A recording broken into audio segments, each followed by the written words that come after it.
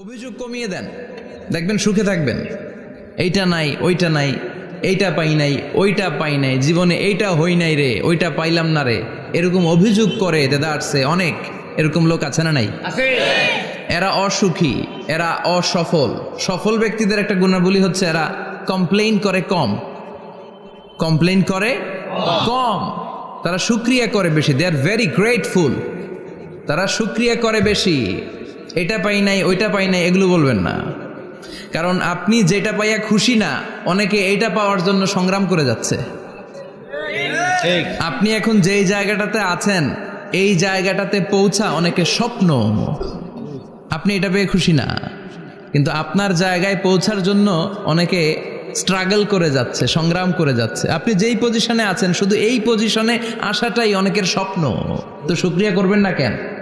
এজন্য সব সময় আমাদের বেশি বেশি শুকরিয়া করতে হবে। কার?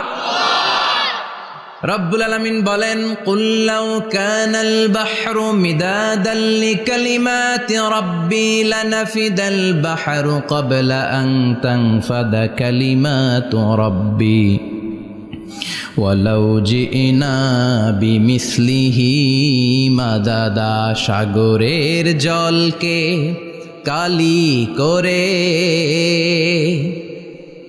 গাছের পাতাকে খাতা করে, তোমার মহিমা লেখা শেষ হবে না, যদিও লিখি প্রভু জীবন ভরে। সাগরের জলকে কালি করে, গাছের পাতাকে খাতা করে, তোমার মহিমা লেখা শেষ হবে না, যদিও লিখি প্রভু জীবন ভরে। সাগরের জলকে কালি করে, চিল্লায় বলেন ঠিক কিনা? সব সাগর মহাসাগরের জল যদি কালি হয়ে যায়, কি উপমা দিলেন আল্লাহ! সব সাগরের পানি যদি কালি হয়ে যায়, সব গাছের পাতাও যদি খাতা হয়ে যায়, আর সাগরের জল নামক কালি দিয়ে গাছের পাতা নামক খাতার উপরে যদি আমি আল্লাহর প্রশংসা তোমরা লিখতে শুরু করে দাও, সাগরের জল শেষ হয়ে যাবে, গাছের সব পাতাগুলো ফুরিয়ে যাবে, আমি আল্লাহর প্রশংসা করে শেষ করা যাবে না। সুবহানাল্লাহ বাড়িতে যায় বলবেন। সাগরের জল, চারটেখানে কথা। কয়টা সাগর দেখছেন আপনি? কয়টা সাগর ঘুরছেন? প্রশান্ত মহাসাগর দেখছেন আপনি? আটলান্টিক মহাসাগর দেখেছি আমরা? দেখি নাই। প্রশান্ত মহাসাগরের সবচেয়ে গভীর জায়গার নাম মারিয়ানা ট্রেঞ্চ। প্রায় 36,000 ফিট ওইটা ডেপথ, গভীরতা। কয় হাজার ফিট গভীর? আপনার বাড়ির যে পুকুর কয় হাত গভীর? হ্যাঁ, 36,000 ফিট। কেন? ইমাজিন, কল্পনা করতে পারেন 36,000 ফিট গভীর এটা মারিয়ানা ট্রেঞ্চ, প্রশান্ত মহাসাগর। আর এই পৃথিবীর সবচেয়ে উঁচু যে পাহাড়টা, এটার নাম মাউন্ট এভারেস্ট। এটার উচ্চতা প্রায় অ্যাপ্রক্সিমেটলি রাউন্ড 29,000 ফিট। পাহাড়, পৃথিবীর সবচেয়ে উঁচু পর্বত শৃঙ্গ মাউন্ট এভারেস্ট, 29,000 ফিট। আর পৃথিবীর সবচেয়ে গভীর সাগর, প্রশান্ত মহাসাগরের সবচেয়ে গভীর জায়গা মারিয়ানা ট্রেঞ্চ, ওইটা নাকি 36,000 ফিট। তাহলে ওই পাহাড়কে তুলে ধরে এনে প্রশান্ত মহাসাগরের সবচেয়ে গভীর জায়গা মারিয়ানা ট্রেঞ্চের উপর যদি ছেড়ে দেয়া হয়, পুরো পাহাড় ডুবে যাবে। সুবহানাল্লাহ নাই? পুরো পাহাড় ডুবে যাবে, উপরে পানি থেকে যাবে প্রায় 7,000 ফিট। আল্লাহু আকবার। এই পৃথিবীর দ্বিতীয় গভীরতম সাগরের নাম আটলান্টিক মহাসাগর। এ সাগরের সবচেয়ে গভীর জায়গার নাম হচ্ছে পুয়ের্তো রিকো। এই পুয়ের্তো রিকোর গভীরতা প্রায় 33,000 ফিট। কত? আর সবচেয়ে বড় পাহাড় 29,000 ফিট।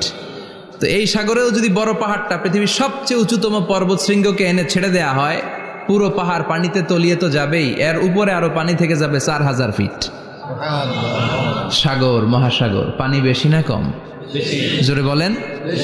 কি বিশাল আটলান্টিক মহাসাগর! লম্বায় তো অনেক বড়, আড়াআড়ি ভাবে এটারে ক্রস করে অনেক প্লেন, অনেক বিমান। আগে কনকর্ড ক্রস করতো হিথ্রো এয়ারপোর্ট থেকে জন এফ কেনেডি এয়ারপোর্টে ল্যান্ড করার জন্য। ঘন্টায় 1000 মাইল বেগে ছুটতো এই প্লেনগুলো। তারপরেও আড়াআড়িভাবে, লম্বায় না, আড়াআড়িভাবে আটলান্টিক মহাসাগরকে ক্রস করতে 3-4 ঘন্টা লেগে যেত। প্লেন যদি ঘন্টায় চলে 1000 মাইল বেগে, আর আটলান্টিক মহাসাগরের পাশ যেটা প্রশস্ত, এটা ক্রস করতে যদি 3 ঘন্টা লাগে, তাহলে পাশে কয় হাজার কিলোমিটার? 3000 কিলোমিটার। সুবহানাল্লাহ কইবেন না? এত বিশাল বিশাল সাগর। সাগর কি, মহাসাগর কি এই দুইটা, যে প্রশান্ত আর আটলান্টিক? না, ভারত মহাসাগর, উত্তর মহাসাগর, দক্ষিণ মহাসাগর, বঙ্গোপসাগর, কৃষ্ণ সাগর, ভূমধ্য সাগর, লোহিত সাগর, চায়না সাগর, শত শত সাগরে ভরপুর মহাবিশ্ব। এই সব সাগরের পানি যদি কালি হয়ে যায়, কি হয়ে যায়? আর পৃথিবীতে যত গাছ আছে সব গাছের পাতা যদি খাতা হয়ে যায়, গাছ কয়টা আছে কুমিল্লায়? হ্যাঁ, অভাব নাই। তো কুমিল্লাতেই যদি অভাব নাই, তাহলে আফ্রিকার জঙ্গলের কি অবস্থা? কি পরিমাণে গাছ, বৃক্ষরাজি আল্লাহ তৈরি করেছেন। এই সব গাছের পাতা যদি এরকম খাতা হয়ে যায়, আর এই সাগরের জল নামক কালি দিয়ে যদি এই খাতায় আল্লাহর জিকির লিখতে শুরু করেন, প্রশংসা লিখতে শুরু করেন, গাছের পাতাও শেষ, সাগরের পানিও শেষ, শেষ হবে না আল্লাহর জিকির আর প্রশংসা করেন। আল্লাহু আকবার। এজন্য সব সময় প্রশংসা করতে হবে একজন সত্তার, তিনি কে? সে আল্লাহ বললেন, হুয়াল আউয়ালু ওয়াল আখিরু ওয়াল যাহিরু ওয়াল বাতিন ওয়া হুয়া বিকুল্লি শাইইন আলিম। আল্লাহ বললেন, আমার প্রশংসা করবি না কেন? আমি সবার প্রথমে, আমি সবার শেষে, আমি প্রকাশ্যে, আমি গোপনে। কার কথা? আল্লাহ। প্রথমে কে? আল্লাহ। জোরে বলেন, আল্লাহ। প্রথমে আল্লাহ আল্লাহ, শেষেও আল্লাহ আল্লাহ, আকাশে আল্লাহ আল্লাহ, জমিনে আল্লাহ আল্লাহ। পড়েন পড়েন, প্রথমে আল্লাহ আল্লাহ, শেষেও আল্লাহ আল্লাহ, আকাশে আল্লাহ আল্লাহ, জমিনে আল্লাহ আল্লাহ। আবার পড়েন, প্রথমে শেষেও আকাশে আল্লাহ আল্লাহ, জমিনে আল্লাহ আল্লাহ। নিখিল জাহান গাই গুণগান, তার নামে গাই আমরাও গাহি তাআলা, হামদে বারি তাআলা, হামদে বারি তাআলা, হামদে বারি তাআলা। পড়েন আল্লাহু আকবার। তিনিই প্রথম, তিনিই শেষ, তিনিই প্রকাশ্য, তিনিই গোপন। এজন্য প্রশংসা চলবে একজনের। চিল্লায় বলেন, কে?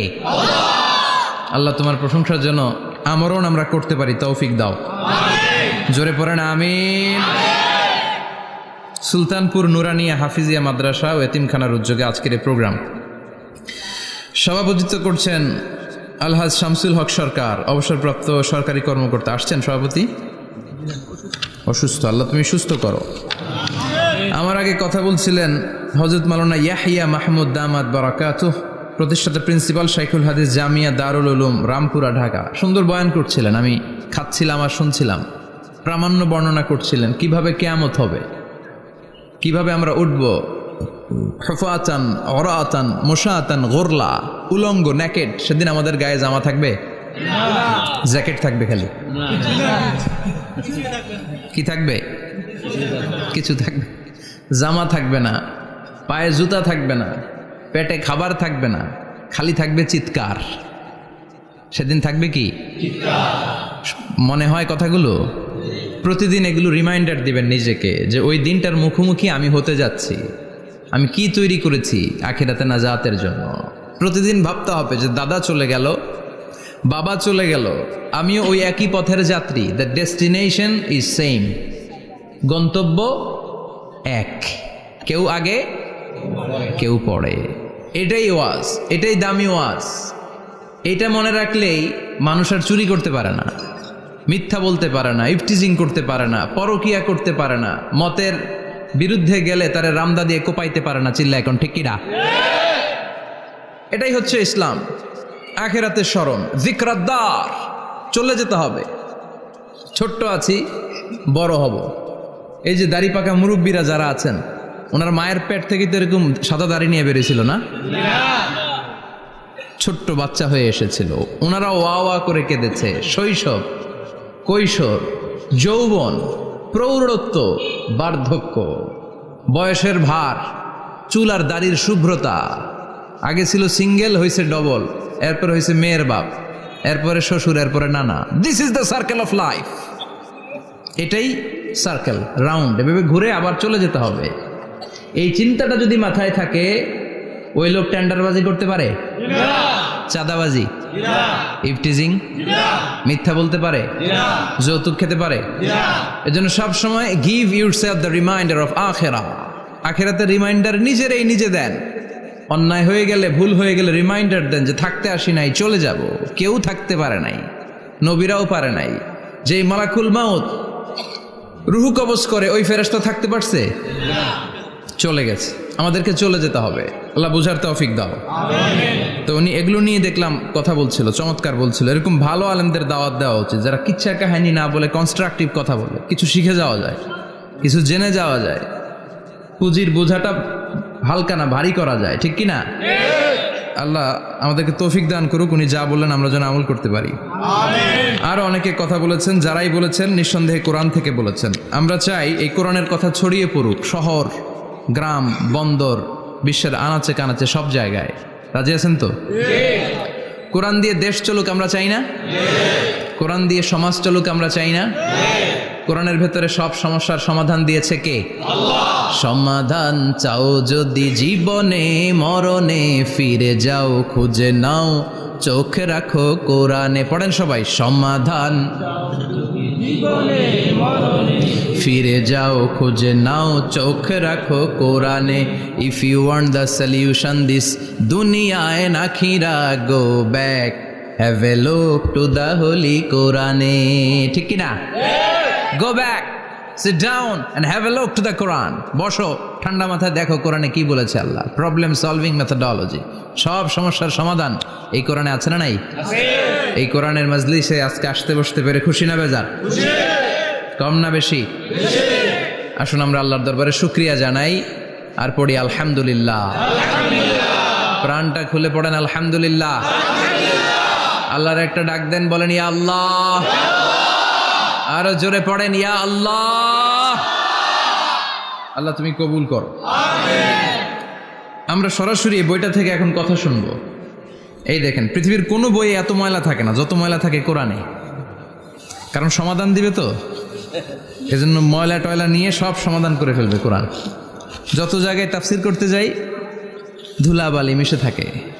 কোরআন for not your bookshelf, Quran is for yourself. Quran আপনার বুক সেলফের জন্য না, কোরআন আপনার জন্য। আমরা বুক সেলফে রাখি, তাও নিচের থাকে না, উপরের থাকে, যাতে কেউ নাগাল না পায়। এরকম ডাকাইত আছে না নাই? কোরআনের সাথে অ্যাটাচমেন্ট বাড়াতে হবে। You have to increase your attachment with the holy Quran. এটা এনলাইটেন করতে এসেছে আপনার জীবনকে, আলোকিত। আলোকিত, এই যে আমরা কোরআনের উপর আলোকপাত করি না, এটা এনলাইটেন করে, আলো বিচ্ছুরিত করে, আপনার জীবনকে উজালা করবে। এজন্য কোরআনের সাথে সম্পর্ক বাড়াতে হবে, শুদ্ধভাবে পড়তে জানতে হবে, অর্থ জানতে হবে। আল্লাহ কি বলেছেন জানতে মনে চায় না?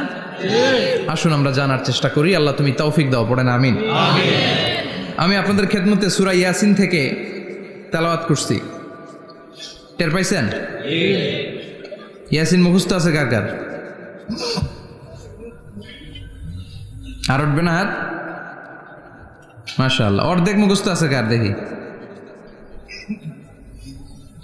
আচ্ছা, প্রথম 5 আয়াত মুখস্থ আছে কার? আচ্ছা, এই সূরার নাম আজকে প্রথম শুনছেন কে কে? হাত তোলেন। নাম সবাই শুনছে তাই না?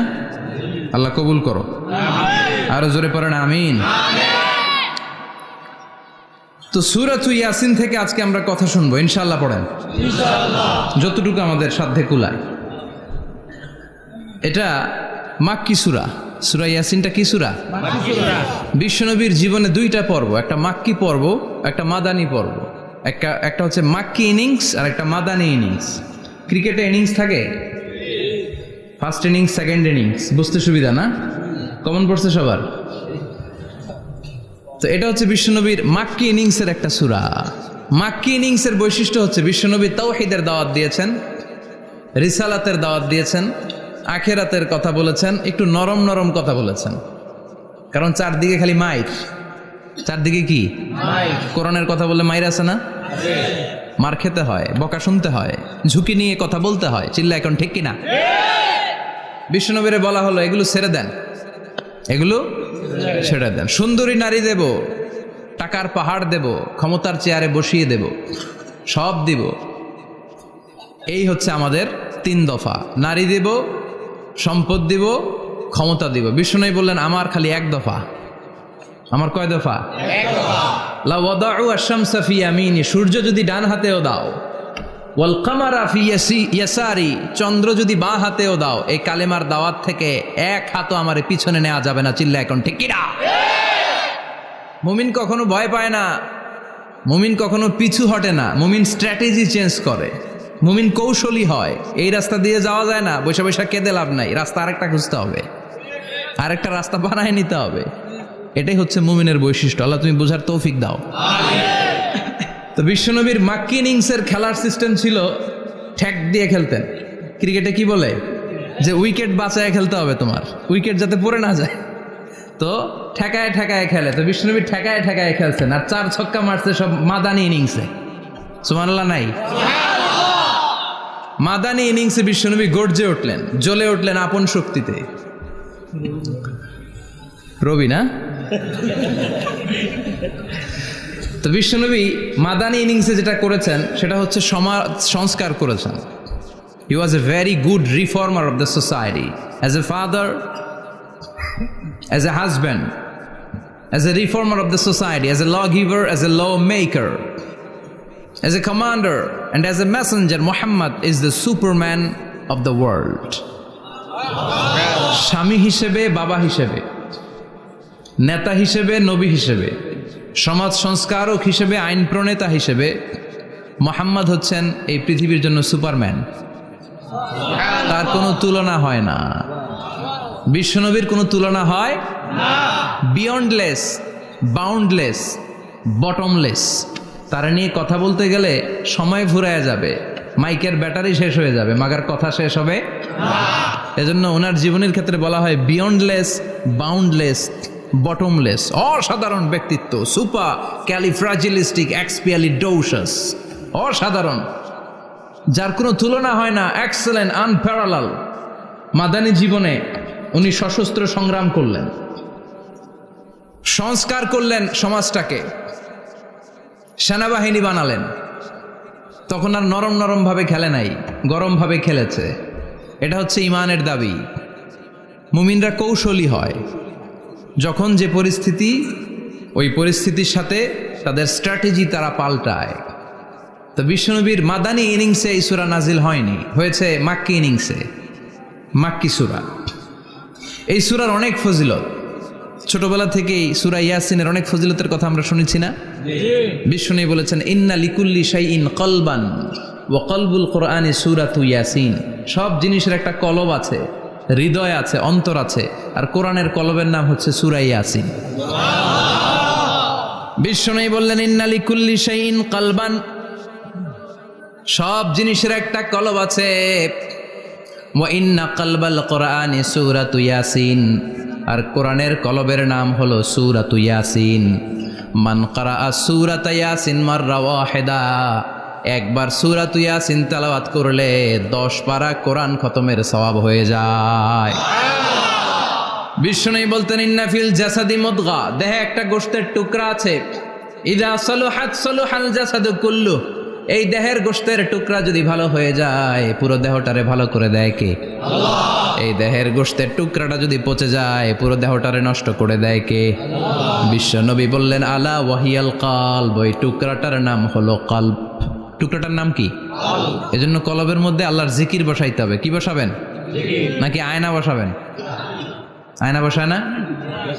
আয়না বসাইয়া দে মোর দয়াল বাবা, কেবলা কাবা, সব মুখস্থ। আয়না বসাইয়া দে মোর, নবীর কলবে আয়না বসায় নাই নবী। সেদিন আবু বকর, ওমর ফারুক, কেউ আয়না বসাইছে? আবু হানিফা, শাফিঈ, এরা কলবের মধ্যে আয়না বসাইছে? বসাইছে জিকির। চিল্লায় বলেন বসাইছে কি? এজন্য আল্লাহ বললেন আলা বিযিক্রিল্লাহি তাতমাইন্নুল কুলুব। দুনিয়ার কোনো জিনিস দিয়ে কলব ঠান্ডা হয় না, দুনিয়ার কোনো জিনিস দিয়ে কলব পরিচ্ছন্ন হয় না। কলব শুধু পরিচ্ছন্ন হয় একটা জিনিস দিয়ে, লা ইলাহা ইল্লাল্লাহ,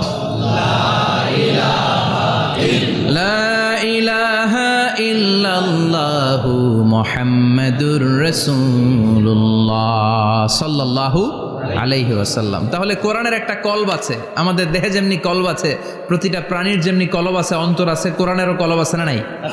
কোরআনের কলবের নাম চিল্লায় বলেন, কোরআনের কলবের নাম। আবার বিশ্বনবী বলতেন, ইকরাউ আলা মাউতাকুম সূরাত ইয়াসিন, তোমাদের মুমূর্ষু ব্যক্তিদের সামনে বসে সূরাত ইয়াসিন তেলাওয়াত করো। রূহ চলে যাবে, মৃত্যুর একেবারে দ্বার প্রান্তে দাঁড়িয়ে এই মুহূর্তে তার পাশে বসে পড়তে আরম্ভ করেন, ইয়াসিন ওয়াল কুরআনিল হাকীম ইন্নাকা লামিনাল মুরসালিনা আলা সিরাতিম মুস্তাকিম। ওই ব্যক্তির ঈমানের মৃত্যু দান করে দিবে কে? আল্লাহ। মৃত্যুর কষ্ট হালকা করে দিবে কে? আল্লাহ। আবার বিশ্বনবী বলতেন, রাত্রিবেলা যে ব্যক্তি একবার সূরাত ইয়াসিন তেলাওয়াত করে ঘুমাতে যায়, সকালবেলা নিষ্পাপ অবস্থায় তারে ঘুম থেকে জাগাবে কে? আল্লাহ। তাহলে এই সূরার মর্যাদা কম কম না বেশি বেশি?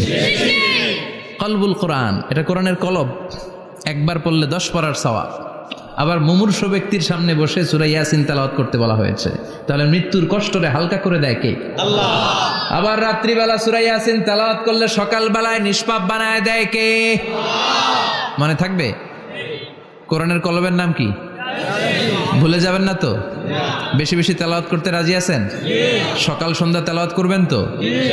সূরা ইয়াসিন ছাড়াও এই সূরার অনেকগুলো নাম তাফসীর গ্রন্থে পাওয়া যায়। এই সূরার একটা নাম হচ্ছে সূরাতুল কাদিয়া।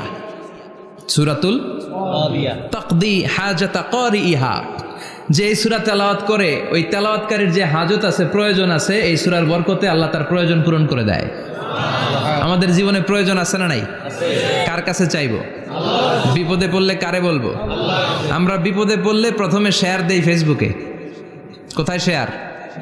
আগে শেয়ার দিব কার কাছে? মনে থাকবে? বিপদে পড়লে ফেসবুকে শেয়ার দিব না, বন্ধুরে শেয়ার করব না, বউয়ের কাছেও পরে শেয়ার করব, আগে শেয়ার করব কার কাছে? মনে থাকবে?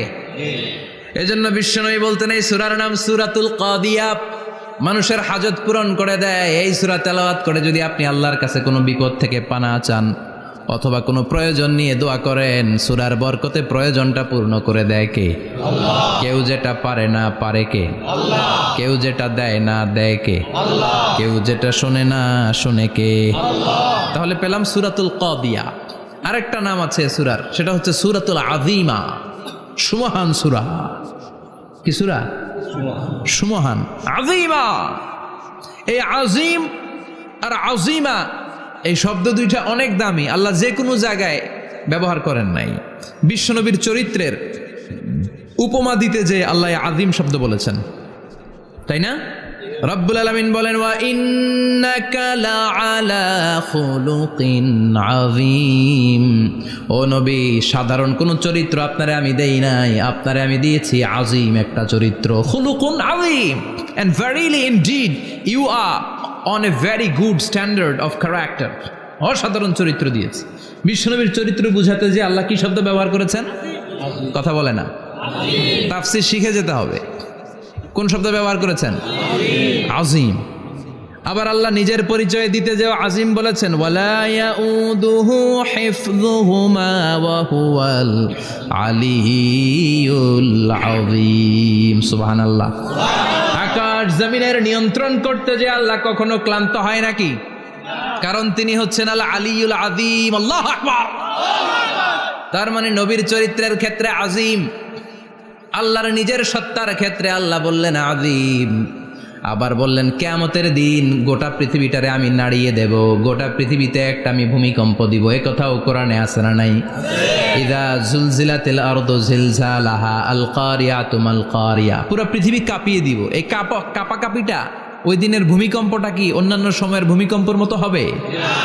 এই ভূমিকম্পকে আল্লাহ বলেছেন আযীম। ইন্না জালজালাতা সাআতি লা শাইউন আযীম। সেদিনের ভূমিকম্প সাধারণ কোনো আর্থকোয়েক নয়, সাধারণ ভাইব্রেশন না, এটা আযীম। আবার আল্লাহ এই কোরআনকেও আযীম বলেছেন, ওয়ালাকাদ আতাইনাকা সাবআম মিনাল মাসানি ওয়াল কুরআনাল আযীম। ও নবী, আমি আপনার নিত্য পাঠনীয় সপ্তবাক্য সূরাতুল ফাতিহা দিয়েছি, সাথে সাথে কোরআনে আযীম দান করেছি। সুবহানাল্লাহ। তার মানে কোরআনের ক্ষেত্রে আযীম, কিয়ামতের ভূমিকম্প এটা আযীম, আল্লাহ নিজেও আযীম, বিশ্বনবীর চরিত্র আবার এই সূরাটাও যেহেতু দামি, এজন্য এই সূরার নাম সূরাতুল আযীমা। সূরাতুল সুমহান সূরা। এটা যেন তেন সূরা নয়, এটা তো কোরআনের কলব। কলব ছাড়া মানুষ বাঁচে? হার্ট ফাউন্ডেশনে যেয়ে দেখবেন মানুষের কি অবস্থা। হৃদরোগ, হৃদয় যার নষ্ট, তার যে কত কষ্ট। এই যে কি পরানো লাগে এখন, রিং পরায়, এনজিওগ্রাম, এনজিওপ্লাস্টি করে আর্টারি ব্লক করে ফেলে। চর্বি, এত চর্বি আমরা খাই, এত গরুর গোশত আমরা খাই। মনে রাখবেন, যেই প্রাণীর পা বেশি ওইটার ভিতরে কোলেস্টেরল বেশি। মাছের কয় পা? হ্যাঁ, নাই, এখানে নাই, মাছের পাটা নাই, কোলেস্টেরলও নাই। মুরগির কয় পা? জোরে বলতে হবে। তার মানে কিছু কোলেস্টেরল আছে না নাই? গরুর কয় পা? কোলেস্টেরল বেশি না কম? এইবার কোন চিংড়ির কয় পা? সবচেয়ে বেশি কোলেস্টেরল কন্টেইন করে শ্রিম্প, প্রন, চিংড়ি। এজন্য এগুলো কম খাইতে হবে। তবে 40-এর আগে যারা আছেন ধুমায়া খান, 40-এর পরে এই যে মাটন, ল্যাম্প, ছাগলের গোশ, খাসির গোশ, চিংড়ি, এগুলো আপনার ডায়েট থেকে বাদ দিয়ে দিতে হবে। বুঝতে পেরেছেন? এজন্য এই সূরাটা যেন তেন সূরা নয়, এটা তো কোরআনের কলিজা, হার্ট, হৃদয়। এজন্য সূরাটা সূরাতুল আযীমা। সুবহানাল্লাহ পড়েন। তার মানে 1 নম্বরে পেলাম সূরাতুল কাদিয়াহ, 2 নম্বরে পেলাম সূরাতুল আযীমা, 3 নম্বরে সূরার আরেক নাম হলো সূরাতুল মুইম্মা। সূরাতুল মুইম্মা। মুইম্মার 2 অর্থ। এক অর্থ হচ্ছে এটার বরকতটা আম, সবার জন্য, যেই পড়ে সেই বরকত পায়, এজন্য মুইম্মা। আবার মুইম্মার আরেক অর্থ হচ্ছে যেই সূরা শত্রুকে অন্ধ করে দেয়। কি করে দেয়? এই সূরার প্রথম 9টা আয়াত যদি বিপদে পড়ে, শত্রুর কবলে পড়ে আপনি তেলাওয়াত করেন, শত্রুর চোখটারে অন্ধ করে দিবে কে? আল্লাহ। বিশ্বনবী মক্কা থেকে যখন মদিনায় যায়, হিজরতের সময় বিশ্বনবী সূরাত ইয়াসিনের প্রথম 9টা আয়াত তেলাওয়াত করলেন। তেলাওয়াত করে আল্লাহর নাম নিয়ে ঘর থেকে বের হলেন। আশেপাশে কাফেররা ঘুরে কিন্তু বিশ্বনবীরে দেখে না, সবাই খেলে এরকম এরকম করে, ডানে বায়ে হাতায়, বিশ্বনবীর সামনে দিয়ে যায়, কিন্তু কাফেরদের চোখ অন্ধ করে দিয়েছে কে? আল্লাহ। এজন্য কোরআন তেলাওয়াত করলে কাফেরদের চোখকে অন্ধ বানায় দেয় কে? আল্লাহ। এজন্য সূরার একটা নাম হচ্ছে সূরাতুল মুইম্মা। কি নাম? অন্ধ করে দেয়। তাফসিরে কুরতুবির মুসান্নিফ ইমাম আল কুরতুবি, উনাকে জালিম বাদশা বন্দী করেছিল। ওনার তাফসিরে এসেছে উনি শক্তিশালী লোক ছিলেন, জেলখানা ভেঙে বাঁচার জন্য দিছে দৌড়। উনারেও ধরার জন্য জালিম বাদশার সৈনিকেরা ঘোড়া নিয়ে রওনা হয়েছে। উনিও দৌড়ায়, ঘোড়াও পেছন থেকে আসে। ওমিয়া মানুষ কি ঘোড়ার দৌড়ের সাথে পারে? উনি হাঁটতে হাঁটতে হয়রান হয়ে এক বালুর ময়দানে যে ধপাস করে পড়েছেন। ওরাও ঘোড়া দিয়ে এসে নেমেছে, কিন্তু আজীব তামাশা, উনি বালুতে ধপাস করে পড়েই সূরাত ইয়াসিনের প্রথম 9 আয়াত তেলাওয়াত করতে শুরু করেছেন। ওরা নিচে নেমে ডানে বায়ে সামনে পিছনে খালি খুঁজে, কিন্তু দেখে না, সামনে কিন্তু বসা। ওদের চোখটার অন্ধ করে দিছে কে? আল্লাহ। বিশ্বাস হয়? ঈমান হয়? এজন্য বিপদে পড়লে সূরাত ইয়াসিনের প্রথম 9 আয়াত পড়তে রাজি আছেন? আল্লাহ তুমি তৌফিক দাও। আমিন। আরো জোরে পড়েন আমিন। এজন্য আল্লাহ চমৎকার ভাবে এই সূরাটা শুরু করে দিলেন। 2টা কাটা অক্ষর দিয়ে আল্লাহ বললেন ইয়াসিন ওয়াল কুরআনিল হাকীম ইন্নাকা লামিনাল মুরসালিন আলা সিরাতিম মুস্তাকিম। পড়েন সুবহানাল্লাহ। ইয়াসিন। সূরাটা শুরু করলেন কি দিয়ে? ইয়াসিন। এটা কি কোনো বাক্য? এটা কি কোনো শব্দ? এটা কি অক্ষর? 2টা। প্রথম অক্ষরের নাম, দ্বিতীয়টা আওয়াজ করে বলেন, প্রথম অক্ষরটার নাম, দ্বিতীয়টা। খুব চমৎকার না? বাক্য দিয়ে এই সূরাটা শুরু করে নাই। যেমন ইযা জুলজিলাতিল আরদু জিলজালাহা, এই সূরার প্রথম আয়াত, এটা একটা বাক্য না? জি। আচ্ছা। ওয়াদ-দুহা ওয়াল-লাইলি ইযা সাজা, বাক্য না? জি। কিন্তু ইয়াসিন, এটা কি কোনো বাক্য? না।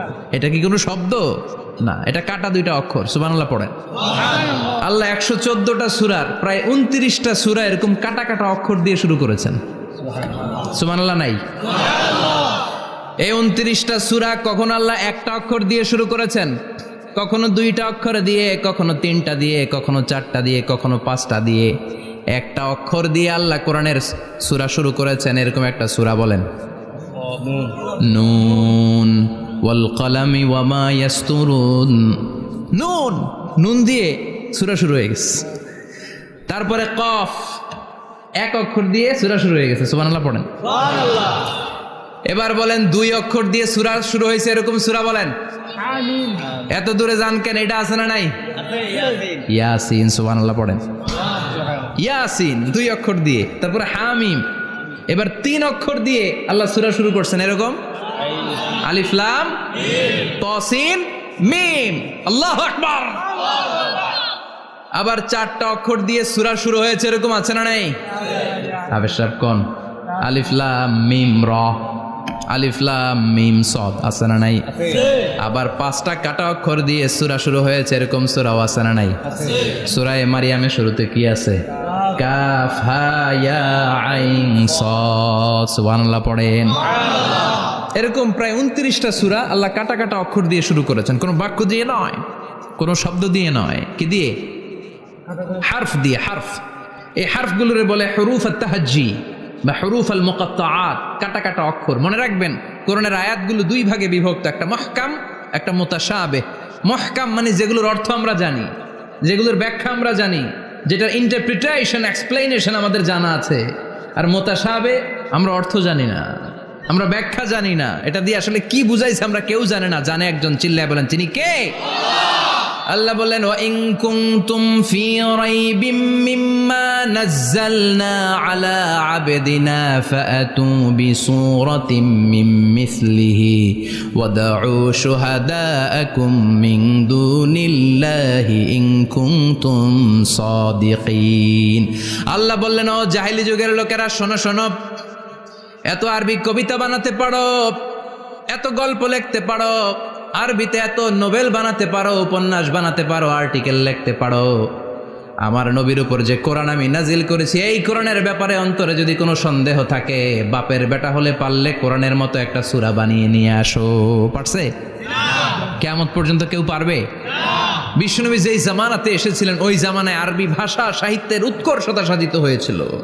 আরবি ভাষার এতটা উৎকর্ষ পৃথিবী কখনো দেখে নাই। কবিতা, গদ্য, পদ্য, গল্প, উপন্যাস, রচনা, প্রবন্ধ, আর্টিকেলের শয়লাভ। এই ভাষা সাহিত্যিকদের চোখে আঙ্গুল দিয়ে আল্লাহ বুঝাতে চাইলেন, এত অর্থ করতে পারো, এত ব্যাখ্যা জানো, এত বড় বড় বুলিয়া ওড়াও, এত কিছু তুমি জানো, তাহলে বলো ইয়াসিন অর্থ কি? সুবহানাল্লাহ কইবেন না? তাইলে বল নুন অর্থ কি? কফ মানে কি? আলিফ লাম রা মানে কি? ফাবুহিতাল্লাযী কাফার। কেউ জানে না, কেউ উত্তর দিতে পারে না। কোন সুবহানাল্লাহ। এটা কোরআনের মুআজিজা, এটার অর্থ কেউ জানে না। আর এগুলোর অর্থ নিয়ে খোঁচাখুচি করাও ঠিক না। তবে মুফাসসিরিন ইকরাম এগুলোর কিছু অর্থ সম্ভাব্য বলার চেষ্টা করেছেন। যেমন ইয়াসিনের অর্থ ইবনে আব্বাস বলেছেন, এর অর্থ হতে পারে ইয়া ইনসান, হে মানুষ। সুবহানাল্লাহ পড়েন। কেউ কেউ বলেছে এটার অর্থ হতে পারে ইয়া সাইয়্যিদ আল মুরসালিন। কেউ কেউ বলেছেন ইয়াসিন হতে পারে ইসমুল্লাহ, আল্লাহর নাম। কেউ বলেছেন এটা হতে পারে ইসমুন লিন নবী, বিশ্ব নবীর নাম। আবার কেউ কেউ বলেছেন ইয়াসিন হতে পারে এই কোরআনে কারিমের একটা নাম। কোন সুবহানাল্লাহ। এই সম্ভাব্য সব কথাগুলো বলে পৃথিবীর সব মুফাসসিররা বলতে বাধ্য হয়েছেন আল্লাহু আ'লামু বিমুরাদিহি বিহি। এটার দ্বারা আসল অর্থ যে কি এটা আমরা কেউ জানি না। জানে কে? আল্লাহ। চিৎকার করে বলতে হবে, জানে কে? আল্লাহ। তাহলে ইয়াসিন মানে আমরা জানি না। ইয়াসিনের অর্থ আমরা ছেড়ে দেব কার উপর? আল্লাহ। এরপর আল্লাহ বললেন ওয়াল কুরআনিল হাকীম, প্রজ্ঞাময়, বিজ্ঞানময় কোরআনের শপথ। ওয়াল কুরআনিল হাকীম, বিজ্ঞানময়, প্রজ্ঞাময় কোরআনের শপথ বা কসম। ওয়াল কুরআনিল হাকিমে যে ওয়া, এই ওয়াটারে আরবিতে বলে ওয়া আল কাসামিয়া। কি বলে? ওয়া আল কাসামিয়া। কসম কাটার জন্য আল্লাহ এই ওয়া ব্যবহার করেছেন। যত জায়গায় কোরআনে আল্লাহ কসম কেটেছেন ওই কসমের শব্দটার আগে ওয়া আছে না নাই? ও মিয়া, কোরআনে আল্লাহ সময়ের শপথ করেছেন, কসম কেটেছেন, যুগের কসম কেটেছেন। যুগের সময়ের আরবি হলো আল আসর। এই আসরের আগে ওয়া আছে না নাই? কি বলছে আল্লাহ? ওয়াল আসর, ওয়াল। আবার 3 ফলের কসম আল্লাহ কোরআনে কেটেছেন, কি বলেছেন? ওয়াত্তিন মানে 3-এর কসম। জাইতুনের কসম কেটেছেন, বলেছেন ওয়াজ্জাইতুন। তুর পাহাড়ের কসম কেটেছেন, বলেছেন ওয়াতুর সিনিন। যত জায়গায় কসম তত জায়গায় ওয়াও আছে না নাই? পাহাড়ের নামে কসম কেটেছেন, আল্লাহ বলেছেন ওয়াতুর। সূর্যের নামে কসম কেটেছেন, আল্লাহ বলেছেন ওয়াশ-শামসি ওয়াদুহাহা। সুবহানাল্লাহ কইবেন না? ফজরের নামে কসম কেটেছেন, কি বলেছেন? ওয়াল ফাজর। জিলহজ মাসের প্রথম 10 রাতের কসম কেটেছেন, কি বলেছেন? ওয়া লায়ালিন আশর।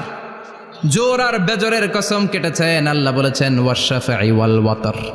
সূরা ইয়াসিনে কাটা কাটা 2টা অক্ষরের পরে রব্বুল আলামিন কোরআনের কসম কেটেছেন, এজন্য আল্লাহ বলেছেন ইয়াসিন ওয়াল কুরআনিল হাকীম। ইয়াসিন ওয়াল কুরআনিল হাকীম, প্রজ্ঞাময় বিজ্ঞানময় কোরআনের শপথ। কোরআনের মধ্যে বিজ্ঞান আছে না নাই? বেশি না কম? বিশ্বাস হয় না? নাস্তিক কথা বিশ্বাস হয়? নাস্তিকরা বলে কোরআনের মধ্যে বিজ্ঞান নাই, কোরআনের মধ্যে সায়েন্স নাই, কোরআনের ভেতরে টেকনোলজি নাই। কিন্তু কোরআন বলে এমন কিছু নাই, মানুষের প্রয়োজনীয় এমন কিছু নাই যেটা আমার ভিতরে নাই। আল্লাহু আকবার। আল্লাহ বললেন মা ফররাতনা ফিল কিতাবি মিন শাই, কিতাবের মধ্যে আমি কিছু বাদ রেখে দেই নাই। ইতিহাসের কথা বলেছি, পাতালপুরীর কথা বলেছি, ঊর্ধ্ব জগতের কথা বলেছি, মহাকাশের কথা বলেছি, cosmology, astrology, geology, zoology, botany, human anatomy, embryology, সব কিছুর কথা কোরআনের মধ্যে দিয়েছে কে? আল্লাহ। কোরআনের ভেতরে মানুষের কথা আছে না নাই? আছে। কোরআনের মধ্যে গাভীর কথা আছে না নাই? আছে। গাভীর কথাও আছে? আছে। কই আছে? হ্যাঁ, সূরাতুল গাভীর সূরা। সুবহানাল্লাহ কইবেন না? সুবহানাল্লাহ। মানুষের কথা আছে সূরাতুল ইনসান, জিনদের কথা আছে সূরাতুল জিন, মাকড়সার কথা আছে সূরাতুল আনকাবুত, মৌমাছির কথা আছে সূরাতুন নাহাল। মৌমাছির কথা বলেছেন, দুধের কথা বলেছেন, প্রাণীর কথা বলেছেন, খাদ্যের কথা বলেছেন, মানুষের দেহ বৈশিষ্ট্যের কথাও বলেছেন। চিৎকার করে পড়েন আল্লাহু আকবার। আল্লাহ বললেন ওয়া আওহা রাব্বুকা ইলান নাহলি আনিত্তাখিযি মিনাল জিবালি বুয়ুতাও ওয়া মিনাশ শাজারি ওয়া মিম্মা ইয়ারিশুন। সুবহানাল্লাহ পড়েন। ওয়া আওহা রাব্বুকা ইলান নাহল, আল্লাহ মৌমাছির কাছে সিক্রেট মেসেজ পাঠিয়েছেন। সুবহানাল্লাহ পড়েন। ওহীকে আরবিতে বলে সিক্রেট মেসেজ। সায়েন্টিফিক আলোচনা শুরু হইতেছে, মনোযোগ আছে না গেছে? জিমানি ধরছে? হ্যাঁ, মনোযোগ আছে না গেছে? তাকবীর দেওয়া যাবে? জোরে না আসতে? শুরুতে বিবাহিতরা দেন, এরপরে অবিবাহিতরা দেন, এরপরে সবাই মিলে দেন। বিবাহিত কারা কারা দেখি?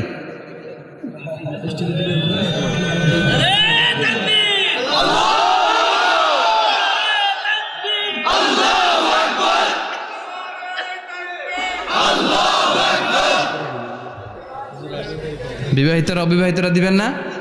শুরুতে বিবাহিতরা দেন, তারপরে অবিবাহিতরা দেন, তারপরে সবাই মিলে দেন। বিবাহিতরা রেডি? দেখবো কাদের গলায় জোর বেশি। দেখি দেখি, বিবাহিতরা দেন। লিল্লাহি তাকবীর। মাশাআল্লাহ। এবার অবিবাহিতরা রেডি? আওয়াজ নাই, হেরে যাবে আজকে, হেরে যাবে। রেডি? তাকবীর দাও, লিল্লাহি তাকবীর।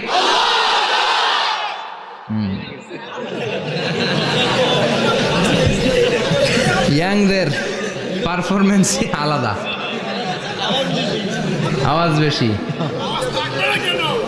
এবার সবাই মিলে 3টা লিল্লাহি তাকবীর, লিল্লাহি তাকবীর, লিল্লাহি তাকবীর। আল্লাহ মৌমাছিকে ওহী করেছেন। কি করেছে দেখেন। ওয়াল কুরআনিল হাকিম, আল্লাহ যে বললেন শেষ হবে না এই কথা।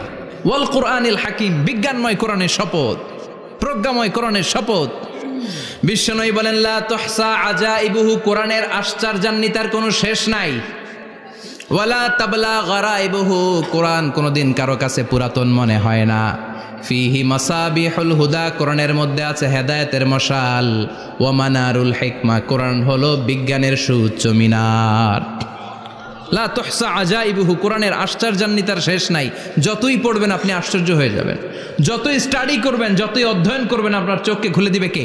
আল্লাহ। ওয়ালা তাবলা গরাইবহু, কোরআন কখনো পুরাতন হয় না। পুরান হয় নাকি? যার বয়স 50 বছর ধরে নামাজি মানুষ, প্রতি নামাজের প্রত্যেক রাকাতে কোন সূরা পড়া লাগে? তো 50 বছর যদি কেউ নামাজি হয়, তাহলে কত লক্ষবার উনি সূরা ফাতিহা পড়ছে উনি নিজে জানে? তারপরেও কোনোদিন কি মনে হয়েছে সূরা ফাতিহাটা একটু পুরান পুরান লাগে? আজকে কুল হল্লা দিয়ে শুরু করুন, কথা বলেন। পুরান লাগছে কোনোদিন? এত পড়ছি এটা, আজকে আর এটা না, আজকে আর একটা, এরকম মনে হয়? বলা চাপলা গরাইবহু, পুরান লাগে না। প্রতিদিন নতুন, প্রতিনিয়তই নতুন, অলওয়েজ নিউ, সব সময় নতুন। এজন্য বিশ্বনবী বললেন লা তুহসা আজাইবুহু, কোরআনের আশ্চর্যান্বিতার শেষ নাই। ওয়ালা তাবলা গরাইবুহু, কোরআন কখনো পুরাতন হয় না। ফিহি মাসাবিহুল হুদা, কোরআনের মধ্যে আছে হেদায়েতের মশাল। ওয়া মানারুল হিকমা, কোরআন হলো বিজ্ঞানের সুউচ্চ মিনার। সুবহানাল্লাহ। আল্লাহ বললেন ওয়া আওহা রাব্বুকা ইলান নাহাল, আমি মৌমাছির কাছে মেসেজ দিলাম, সিক্রেট মেসেজ।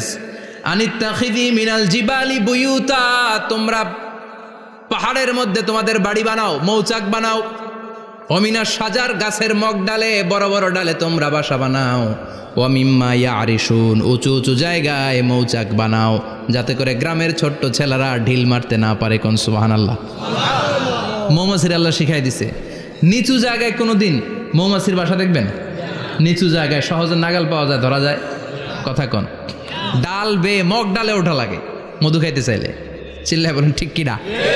আল্লাহ সিক্রেট মেসেজ দিলেন আর বললেন আনিত্তাখিযি। আলেম যারা আছেন বলেন তো, ইত্তাখিযি এটা কি মুজাক্কারের সিগা না মুয়ান্নাসের সিগা? কথা কইতে হবে। কেউ নাই এটার উত্তর দেওয়ার মতো। মুয়ান্নাস, মাশাআল্লাহ। এটা স্ত্রীবাচক শব্দ। আল্লাহ মৌমাছিকে যে মেসেজ করছে পুরুষ মৌমাছিরে কয় নাই, এটা নারী মৌমাছিরে কইছে। চিল্লা এখন সুবহানাল্লাহ। এখন গবেষণা করে দেখা গিয়েছে, কার্ল ভন ফ্রিচ একজন অস্ট্রিয়ান বিজ্ঞানী, উনি এটা নিয়ে গবেষণা করে 73 সালে 1973-তে নোবেল পেয়ে গেছে। এই আয়াতের উপর গবেষণা করে আল্লাহ কেমন করে সিক্রেট মেসেজ দিয়েছেন, কেমন করে মৌমাছি মৌচাকের বাসা বাঁধে, কেমন করে মধু আহরিত হয়, এটার উপর গবেষণা করে উনি একটা বই লিখেছেন, দ্য ডান্সিং বিজ। নেচে যাওয়া মৌমাছিগুলো, নাচতে নাচতে যেতে থাকা মৌমাছিগুলোর উপর একটা বই লিখে, দ্য ডান্সিং বিজ লিখে উনি নোবেল প্রাইজ পেয়েছেন এই মধুর উপরে। চিল্লায় পড়েন আল্লাহু আকবার। এখন কোরআনের আয়াত থেকে বোঝা গেল আনিত্তাখিযি মিনাল জিবালি বুয়ুতা, আল্লাহ নারী মৌমাছিকে বলেছেন মৌচাক বানাও, তোমাদের মধু রাখার জন্য বাসা বানাও। কার্ল ভন ফ্রিচ গবেষণা করে পেয়েছে মৌচাকের বাসা বানানো হয়, মধু আহরণ করা হয়। যেই মৌমাছিটা নেতৃত্ব দেয় এটা পুরুষ মৌমাছি নয়, এটা হলো মহিলা মৌমাছি। কোন সুবহানাল্লাহ। পুরো মৌচাকের মধ্যে মধু আহরণ, মধু নেওয়া, পুরো প্রসিডিউরটা সারার জন্য কোনো পুরুষ মৌমাছি লিডিং দেয় না, লিডিং দেয় একটা নারী মৌমাছি, স্ত্রী মৌমাছি। এজন্য ইত্তাখিয, ম্যাসকুলিন জেন্ডার ইউজ না করে আল্লাহ বলেছেন ইত্তাখিযি। নারী মৌমাছিকে আল্লাহ অ্যাড্রেস করে বলেছেন যাও মৌচাক বানাও আর এটার মধ্যে মধু আহরণ করো। চিল্লায় পড়েন আল্লাহু আকবার। আল্লাহ বললেন ইত্তাখিযি মিনাল জিবালি বুয়ুতা, পাহাড়ের মধ্যে ঘর বানাও। মিনাস সাজার, গাছের বড় ডালের মধ্যে ঘর বানাও। ওয়া মিম্মা ইয়ারিশুন, উঁচু উঁচু জায়গায় ঘর বানাও। উনি গবেষণা পেয়েছেন এই মধুর মধ্যে অসাধারণ কিছু ন্যাচারাল অ্যান্টিসেপটিক আছে। কি আছে? Natural antiseptic. এটার নাম হচ্ছে প্রপিলিস। প্রপিলিস নামে একটা লিকুইড পাওয়া যায় মৌচাকের মধ্যে। এটা কাটা জায়গায় লাগা দিলে স্যাভলন, ডেটল কিছু লাগানো লাগবে না। ওই প্রপিলিসের কারণে আপনার কাটা জায়গা এমনি শুকায় যাবে। সুবহানাল্লাহ পড়েন। দ্বিতীয় বিশ্বযুদ্ধে রাশিয়ান যত সৈনিকরা যুদ্ধে আহত হতো, ওরা আলাদা করে অ্যান্টিসেপটিক খাইতো না, ওরা মধু আইনা লাগাই দিত আর সুস্থ হয়ে যেত। সুবহানাল্লাহ পড়ে।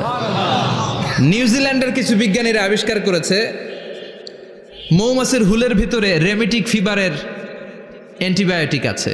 অনেকের বাত জ্বর হয়, বাতের ব্যথা থাকে না? থাকে, মুরব্বীদের বেশি হয়। ওই জায়গার মধ্যে যদি আপনি মৌমাছি এনে ঢুকাই দিতে পারেন, মৌমাছির হুল লাগাই দিতে পারেন, ভালো হয়ে যাবে। মৌমাছি যখন হুল ফুটে আরাম লাগে না অনেক? খাইছেন? কামড় খাইছেন? হ্যাঁ, মজা লাগে।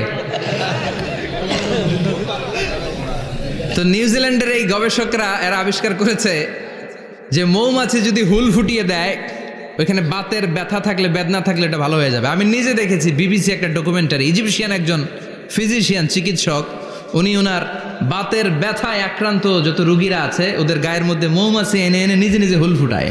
রুগী চিৎকার মারে, ও মাগো, ও আল্লাহ গো, কিন্তু একদিন পরে ব্যথা নাই, আর কয় ভালো হয়ে গেছি। সুবহানাল্লাহ কবেন না? তো এজন্য এই কার্ল বন ফ্রিজ 1973-তে দ্য ডান্সিং বিজ লেখে গোটা বিশ্বকে তাক লাগিয়ে দিয়েছে। তার গবেষণার প্রতিটি পয়েন্ট কোরআনের এই আয়াতের সাথে মিলে যায়। চিৎকার করে পড়েন আল্লাহু আকবার। এই যে আমরা মধু খাই, এই মৌচাকের ভেতরে অন অ্যান অ্যাভারেজ অ্যারাউন্ড 60,000 মৌমাছি থাকে। 3 ভাগে, একটা হচ্ছে কুইন বি, একটা মেল বি, আর একটা হচ্ছে ওয়ার্কার বি। একটা থাকে রানী মৌমাছি, এর নেতৃত্বে সবাই চলে। আর একটা থাকে মেল বি, পুরুষ মৌমাছি, বংশ বাড়ানোর জন্য এদের কাজে লাগে। আর সব হচ্ছে ওয়ার্কার বি, সবাই কাজ করে। আল্লাহ বললেন সুম্মা কুলি মিন কুল্লি সামারাত ফাসলুকি সুবুলা রাব্বিকি যুলুলা। আল্লাহ সিক্রেট মেসেজ দিয়ে বললেন গাছের উপরে বাসাবাদ,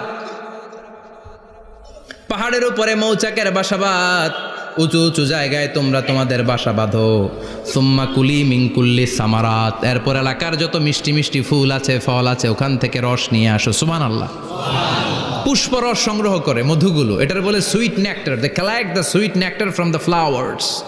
এবং মধুর মধ্যে এত চমৎকার জিনিস থাকার কারণ হচ্ছে মৌমাছিগুলো ওই এলাকার সব ধরনের ফুল, ভালো ভালো সুগন্ধযুক্ত ফুল ফল থেকে রস নিয়ে আসে। তো ওই গাছগুলোর মধ্যে বনাজি গাছ আছে না নাই? ঔষধি গাছ আছে না নাই? এজন্য মধুরে বলা হয় সব রোগের ঔষধ। যত বনাজি ঔষধি গাছের নির্যাস আর পুষ্পরস আছে সব আল্লাহ মধুর ভিতরে ঢুকায়া মধুকে আল্লাহ ন্যাচারাল ভ্যাকসিন বানিয়ে দিয়েছেন। চিল্লায়ে পড়েন আল্লাহু আকবার। আল্লাহ বললেন সুম্মা কুলি মিন কুল্লি সামারাত, সব ফল আর ফুল থেকেই নেকটার পুষ্পরস নিয়ে আসো। ফাসলুকি সুবুলা রাব্বিকি যুলুলা, যেমন যেমন গিয়েছিলা পথ চিনায় আবার ফিরে আসো। ইয়াখরুজু মিন বুতুনিহা শারাব, এরপর তাদের পেট থেকে বের হয় শারাব। মুখতালিফুন আলওয়ানু, এক একটা মধুর কালার হয়ে যায় এক এক রকম। কোন সুবহানাল্লাহ। সরষে ফুলের মধু একটু সাদা সাদা হয় না? আমি হচ্ছি মধু খাওয়ার পোক।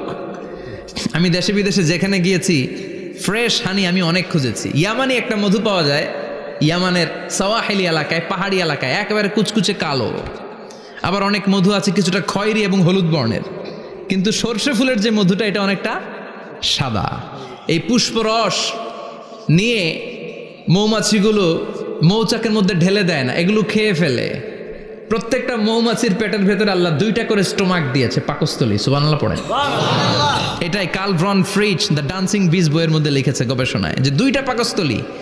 একটা পাকস্থলী দিয়ে মৌমাছি খায়, নিজে খেয়ে বাঁচে, আর একটা পাকস্থলী দিয়ে এই ফ্লাওয়ার নেক্টার পুষ্পরস সংগ্রহ করে ওই পাকস্থলীতে রাখে। ওই পাকস্থলীর ভেতরে আল্লাহ একটা ন্যাচারাল এনজাইম দিয়েছেন, ওই এনজাইমের সাথে ওই পুষ্পরসটা মিক্সড হয়। তারপরে আরেকটা টিউব আছে, ওই টিউব দিয়ে মৌমাছি যে সে বাসার মধ্যে মৌমাছি যে সেখানে সাপ্লাই করে দিয়ে আসে, মধু ঢুকিয়ে দিয়ে আসে। চিল্লায় পড়েন সুবহানাল্লাহ।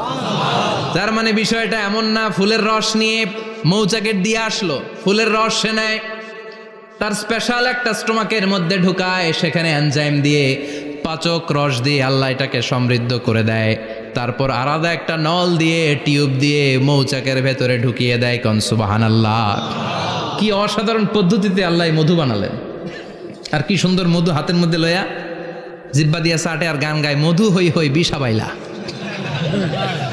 আছে না নাই? আল্লাহ শুকরিয়া নাই?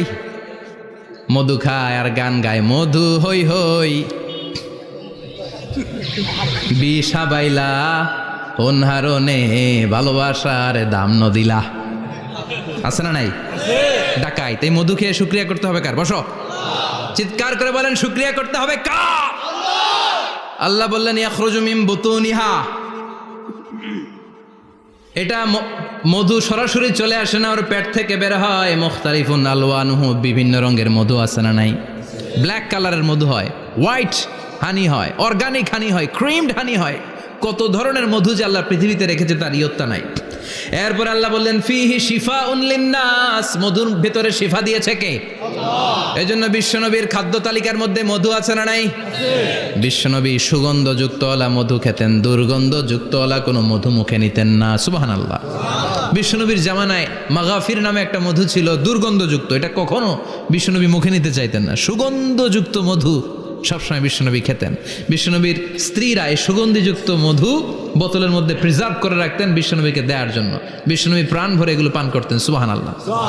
বিশ্বনবী যে সমস্ত খাদ্যগুলো পছন্দ করতেন হাদিসে এসেছে, বিশ্বনবী রুটি খেতেন, খেজুর খেতেন, খেজুর, খেজুর চিনেন, বালাহ, তামার, দুধ খেতেন, এই মধু খেতেন, জব খেতেন, বার্লি খেতেন, লাউ খেতেন, রুম্মান, ডালিম ফল, আনার ফল, আনার চিনেন, আনার, এই আনার খেতে পছন্দ করতেন বিশ্বনবী। মাশরুম খেতেন, মাশরুম, মাশরুম চিনেন, ব্যাঙ্গের ছাতার মতো।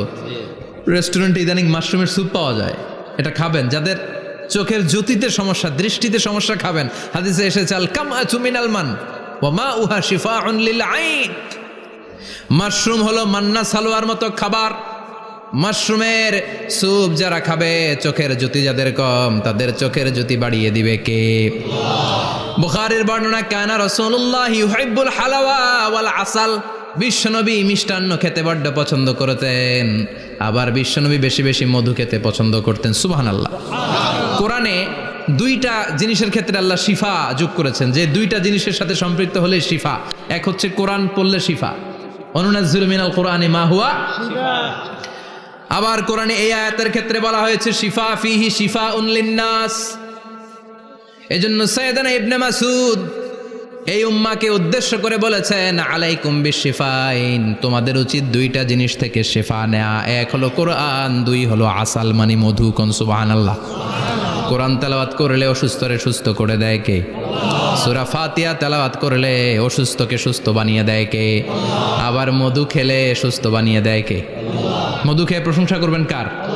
নাকি মধু হই হই বিষাবাইলা বলবেন এগুলো কখনো?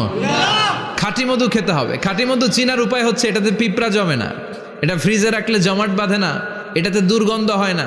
এক গ্লাস পানির মধ্যে এক ড্রপ মধু ছেলে দিলে এটা পানির সাথে না মিশে একেবারে নিচে চলে যায়। খাঁটি মধু খেতে হবে। তাহলে ফিহি শিফাউন লিন্নাস। কত কিছু দিয়ে যে আল্লাহ এটাকে সমৃদ্ধ করেছেন। এটার মধ্যে গ্লুকোজ আছে, এটার মধ্যে সুক্রোজ আছে, ফ্রুক্টোজ আছে, প্রোটিন আছে, মিনারেলস আছে, ক্যালসিয়াম আছে, ভিটামিন আছে। খাইলেই শরীর গরম হয়ে যায়, সুবহানাল্লাহ। এজন্য শীতকালে বেশি বেশি খাবেন, জাম্পাল লাগবে না। শীতকালে মধু খেয়ে রাত্রেবেলায় বের হবেন, আর মাফলার পেঁচিয়ে বেরোয়া লাগবে না, সুবহানাল্লাহ পড়েন। তার মানে আল্লাহ বললেন ইয়াসিন ওয়াল কোরআনিল হাকিম, প্রজ্ঞাময়, বিজ্ঞানময় কোরআনের কসম। কোরআনের ভেতরে বিজ্ঞান আছে না নাই? বিজ্ঞানের কথা এই তো শুরু করলাম, আজকে সারা রাত বিজ্ঞানের কথা বলবো ইনশাআল্লাহ। থাকবেন কতক্ষণ? হ্যাঁ, স্লোগান দেন লিল্লাহি তাকবীর। এরপরে আল্লাহ বললেন, গোলাম ওয়া ইন্না লাকুম ফিল আনআমি লাইবরা, প্রাণীকুলের দিকে নজর করে তাকাও। প্রাণীকুলের মধ্যে আমি তোমাদের জন্য নিদর্শন রেখেছি। নুসকিকুম মিম্মা ফি বুতুনিহি, এই প্রাণীকুলের পেট থেকে একটা চমৎকার জিনিস আমি বের করে দেই, এটার নাম হচ্ছে দুধ। এটা কি? দেখেন, একই আয়াতের মধ্যে আল্লাহ মধুর কথাও বললেন, আবার দুধের কথাও বললেন। দুধটা কিভাবে হয়, উৎপন্ন হয়, মধু কেমনে হয়, ইঞ্চি ইঞ্চি কথা এই কোরআনের ভেতরে তুলে ধরলেন কে? আল্লাহ বললেন মিমবাইনি ফারসিউ ওয়াদামিল লাবানা, গোবর আর রক্তের মাঝখান দিয়ে আমি দুধ বের করি, সুবহানাল্লাহ পড়েন। আমরা যাই এই গাভীর ওলান টানা শুরু করি সকালবেলা বিসমিল্লাহ বলে, কিন্তু কেমনে যে এটা আসে ওইদিকে নজর নাই। ডাকাত বিসমিল্লাহ বলে শুরু করে না, দুধ খাই আলহামদুলিল্লাহ পড়েন, আছে না নাই? আল্লাহ বলেন মেকানিজমটা শোনো, কেমনে আমি খাওয়াই। আল্লাহ বললেন মিমবাইনি ফারসি ওয়া দামিল লাবানা, গোবর আর রক্তের মাঝখান দিয়ে আমি দুধ বের করে দেই, সুবহানাল্লাহ। গরু যে ঘাস খায়, এই ঘাস থেকে রক্ত হয় আর গরুর গোবর হয়। পেটের একদিকে থাকে গোবর, আরেক দিকে থাকে রক্ত। রক্ত দুর্গন্ধ, গোবরও দুর্গন্ধ। রক্তও নাপাক, গোবরও নাপাক। এই দুই নাপাক আর দুর্গন্ধের মাঝখান দিয়ে সুগন্ধযুক্ত দুধ বের করে দেয় কে? আল্লাহ বললেন মিমবাইনি ফারসি ওয়া দামিল লাবানা, গরু যে খাবারগুলো খায় ওই খাবারের এক পাশ দিয়ে গোবর হয়ে যায় আর এক পাশ দিয়ে রক্ত হয়ে যায়, মাঝখান দিয়ে দুধ বের করে দেয় কে? What a amazing mechanism of discharging milk from animal's body. What an amazing mechanism. একদিক দিয়ে গোবর দুর্গন্ধ, আরেক দিক দিয়ে ঘাস খাওয়ার কারণে রক্ত হয়, মাঝখান দিয়ে দুধ বের হয়ে যায়, সুবহানাল্লাহ। আবার বাছুর ছাড়া দুধ পাওয়া যায় না। গাভী আছে কার কার? হাত তোলেন তো।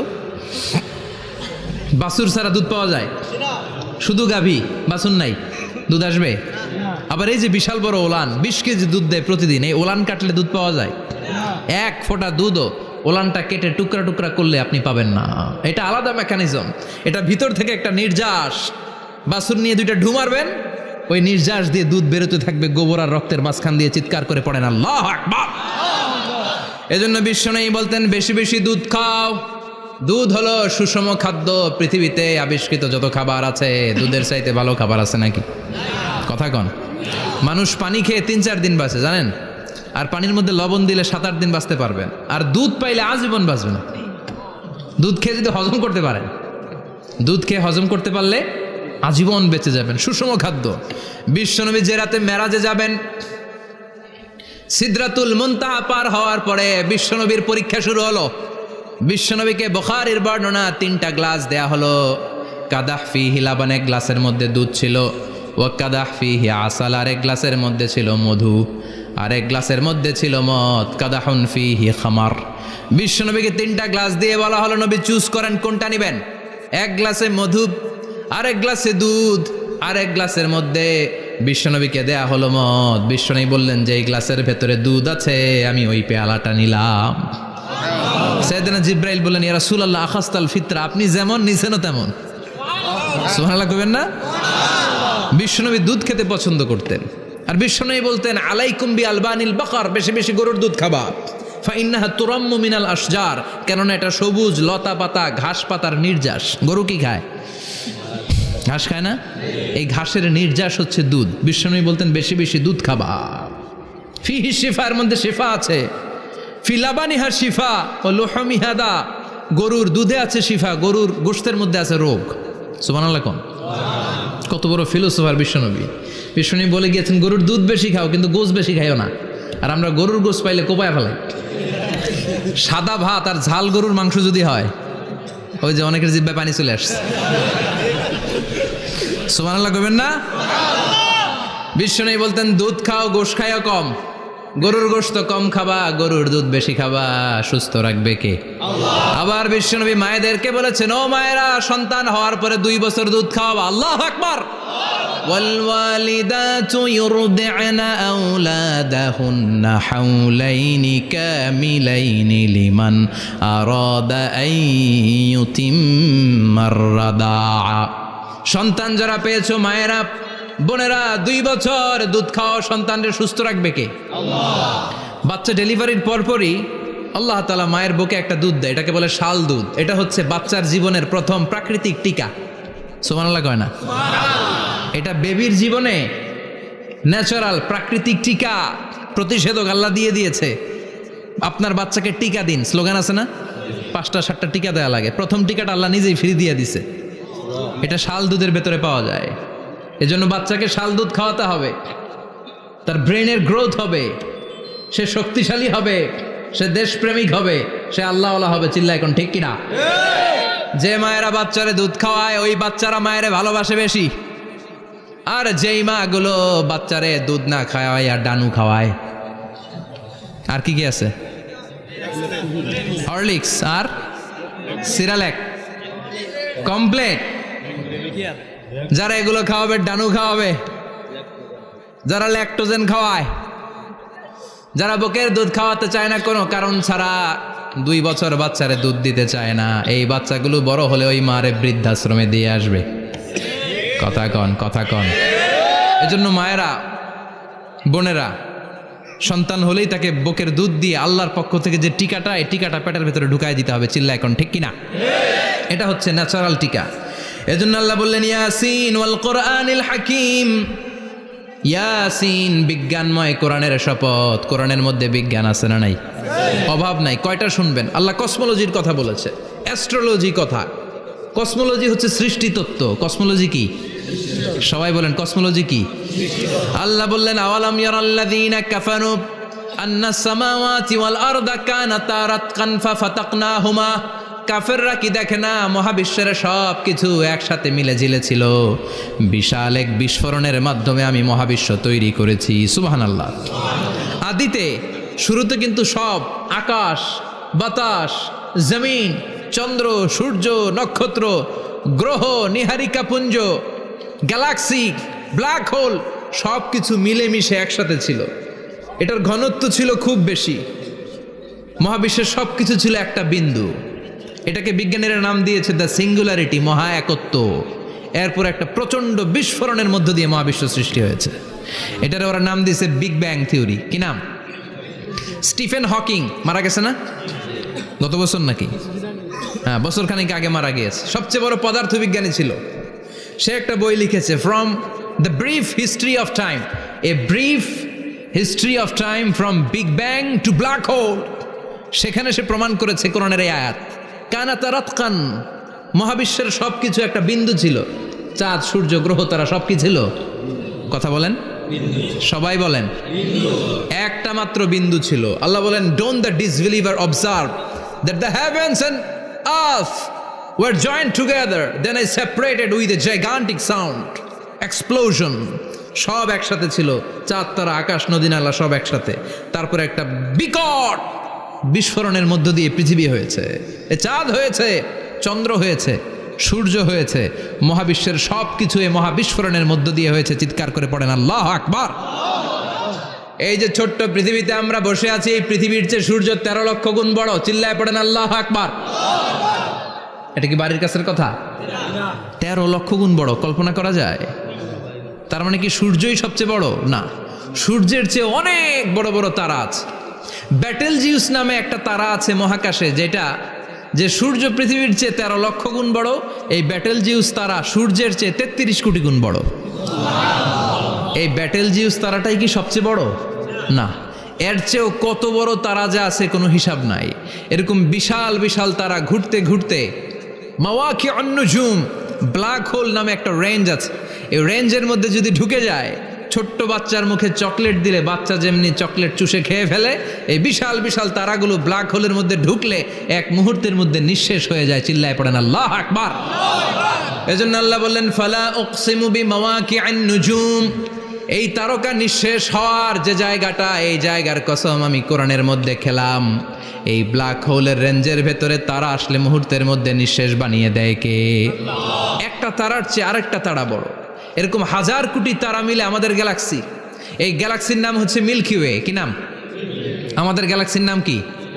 সবাই বলেন তো। Milky way. কি নাম? এরকম একটা গ্যালাক্সি না, লক্ষ কোটি গ্যালাক্সি আছে। আমাদের গ্যালাক্সির পরে সবচেয়ে কাছের গ্যালাক্সির নাম অ্যান্ড্রোমেডা। কি নাম? এই অ্যান্ড্রোমেডা গ্যালাক্সি আমাদের গ্যালাক্সি থেকে 2.5 মিলিয়ন লাইট ইয়ার দূরে, মানে 25 লক্ষ লাইট ইয়ার। সুবহানাল্লাহ কইবেন না? আলোর গতি হচ্ছে পৃথিবীতে সবচাইতে বেশি বর্তমান সময় পর্যন্ত, জানেন? সেকেন্ডে কত মাইল? 1,86,000 মাইল। 1 সেকেন্ডে আলো ছুটে 1,86,000 মাইল বেগে। এত বেগের কোনো প্লেন বা রকেট নিয়ে যদি আপনি আমাদের গ্যালাক্সি থেকে মিল্কি ওয়ে থেকে অ্যান্ড্রোমেডাতে যেতে চান, তাহলে আপনার 25 লক্ষ বছর লেগে যাবে। সুবহানাল্লাহ বাড়িতে যায় বললেন। এরপর আল্লাহ বললেন, ওয়াস-সামাআ বানাইনাহা বিআইদিন ওয়া ইন্না লামুসিউন, আকাশ আমি বানালাম, গ্যালাক্সি আমি বানালাম। বানানোর পর থেকে সবগুলোর আমি প্রশস্ত করতে শুরু করে দিলাম। সব ছিল ক্ষুদ্র, একটা বিন্দুর মধ্যে আমি বিস্ফোরণ করলাম একটা আওয়াজ দিয়ে। আওয়াজটা ছিল কুন। আওয়াজটা ছিল কি? জোরে কন, আবার কন। কুন ফায়া ইন্নামা আমরুহু ইযা আরাদা শাইআন আন ইয়াকুলা লাহু কুন ফায়াকুন। আল্লাহ যখন কিছু করতে চান শুধু বলেন কুন, শুধু বলেন বি। কুন মানে বি, ইট ওয়াজ, এটা হয়ে যায়। হাও বলতে দেরি। এই মহাবিস্ফোরণের নেপথ্যে যে শব্দটা ছিল সেটা ছিল কুন। সেটা ছিল কি?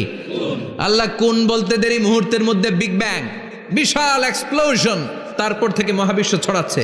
আল্লাহ বলছেন এই কোরআনের ভেতরে বলে দিয়েছেন, ওয়া ইন্না লামুসিউন, আমি এই মহাবিশ্বকে, এই গোটা ইউনিভার্সকে আমি প্রতিনিয়ত সম্প্রসারিত করছি।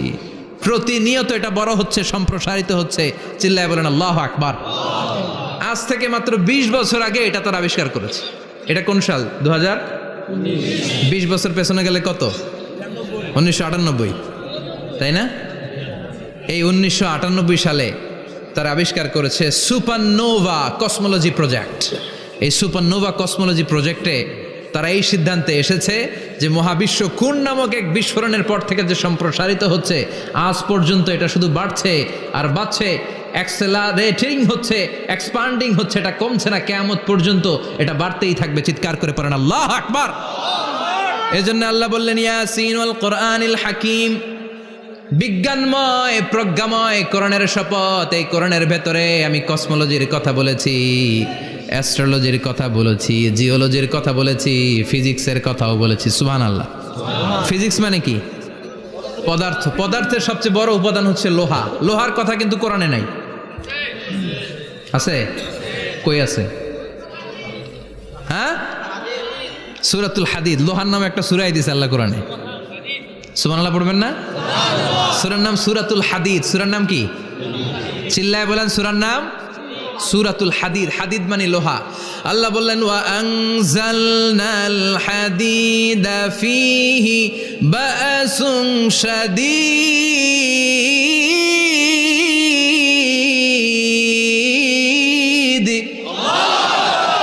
ওয়া আনজালনাল হাদিদ ফীহি বা'সুন শাদীদ, আমি লোহা নাজিল করলাম আর লোহার ভেতরে আমি ভয়ঙ্কর শক্তি ঢুকাইয়া দিলাম। সুবহানাল্লাহ। ফিহি মানাফিউ লিন্নাস, লোহার ভেতরে মানুষের জন্য অনেক কল্যাণ আছে। সুবহানাল্লাহ। লোহা ছাড়া পৃথিবীতে কিছু হয়? আংটি বানাতে লোহার দরকার আছে না নাই? ঘড়ি বানাতে, গাড়ি বানাতে, বাড়ি বানাতে, মোবাইল বানাতে, হেলিকপ্টার, প্লেন, রকেট, মাইকের স্ট্যান্ড। সুবহানাল্লাহ কোন? এমন কোন জিনিস নাই যেটার মধ্যে লোহা লাগে না। এজন্য আল্লাহ বললেন এই লোহার নামে আমি একটা সূরা ডেডিকেট করলাম, ওয়া আনজালনাল হাদিদ ফিহি বা'সুন শাদীদ। আমি লোহাকে নাজিল করেছি। আল্লাহ বলেছেন, খেয়াল করে শব্দটা শুনেন, ওয়া আনজালনাল হাদিদ, আমি লোহাকে উপর থেকে নাজিল করেছি। কি করেছি? কথা বলেন। তার মানে লোহা পৃথিবীতে ছিল না, নাজিল করছে কে? লোহা পৃথিবীতে ছিল? পৃথিবীতে ছিল? পৃথিবীতে থাকলে নাজিল করবেন কেন? এই যে কোরআনটা পৃথিবীতে আগে ছিল, নাজিল করছে কে? কোন ফেরেশতাকে দিয়ে? সাইয়েদনা জিবরাইল। কোন নবীর উপর? বিশ্বনবী মুহাম্মদুর রাসূলুল্লাহ। আল্লাহু আকবার। তার মানে ওহি পৃথিবীতে ছিল না, আল্লাহ উপর থেকে নাজিল করেছেন। নুজুল মানে উপর থেকে নিচের দিকে আসা। এই নুজুল শব্দ ব্যবহার করে আল্লাহ বললেন ওয়া আনজালনাল হাদিদ, লোহাকে আমি নাজিল করেছি। তার মানে লোহা পৃথিবীর উপাদান নয়, লোহা এসেছে উপর থেকে। কোন সুবহানাল্লাহ। বিজ্ঞানীরা, পদার্থবিদ যারা গবেষণা করে এটাই পেয়েছেন, লোহা আসলে পৃথিবীর না। লোহা পৃথিবীতে উৎপাদন করা হয় নাই। লোহার যে মলিকিউল, অণু আছে, লোহার একটা অণু তৈরি করার মতো ক্ষমতা পৃথিবীর নাই। ইভেন এই সৌরজগতের কোনো কিছুর নাই। সূর্যের তাপেও লোহা তৈরি হতে পারে। লোহার ছোট্ট একটা অণু তৈরি করতে কমপক্ষে 1 কোটি ডিগ্রি সেলসিয়াস তাপের প্রয়োজন হয়। তার মানে এটা পৃথিবীর কোনো উপাদান নয়, এটা আনজালনাল হাদিদ। আল্লাহ বলেন মহাবিস্ফোরণের কারণে গলিত অন্য কোনো তারার ভেতর থেকে লোহার উপাদান আমি পৃথিবীর ভেতরে এনে ঢুকিয়ে দিয়েছি। তার মানে পদার্থের কথা কোরআনে আছে না নাই? সুবহানাল্লাহ কইবেন না? এরপরে বায়োলজির কথা আছে না নাই? বায়োলজিক্যাল অ্যাসপেক্ট অফ মাউন্টেন্স, কেমন করে পাহাড়ি রেঞ্জ তৈরি হলো, আছে না নাই? ওয়াজআলনাল জিবালা আওতাদা, পাহাড়কে আমি পেরেক মেরে দিয়েছি। ওমিয়া কাঠের ভেতরে যখন পেরেক মারেন, পেরেকের বেশিরভাগ অংশ কাঠের ভেতরে ঢুকে যায়, উপরে দেখা যায় সামান্য, ঠিক কিনা? তো লোহা যদি আল্লাহ পেরেক মারেন, উপরে যা দেখা যায় এটা সামান্য, আসল পাহাড় তো মাটির নিচে। সুবহানাল্লাহ কইবেন না? আসল পাহাড় কোথায়? পেরেক যদি কাঠের মধ্যে ঢুকিয়ে দেন, পুরো পেরেকটা কাঠে ঢুকে যায় না, উপরে দেখা যায় কদ্দুর? সামান্য। পাহাড়ের যা আপনি দেখেন এটা তো পেরেকের মাথা, পুরো পাহাড়টা আল্লাহ জামিনের ভেতরে গেড়ে দিয়েছেন। চিল্লায় পড়েন আল্লাহু আকবার। আবার আল্লাহ বললেন অমিনাল জিবালি জুদাদুম বিদু ওয়া হুমরুম মুখতালিফুন আলওয়ানু, আছে না নাই?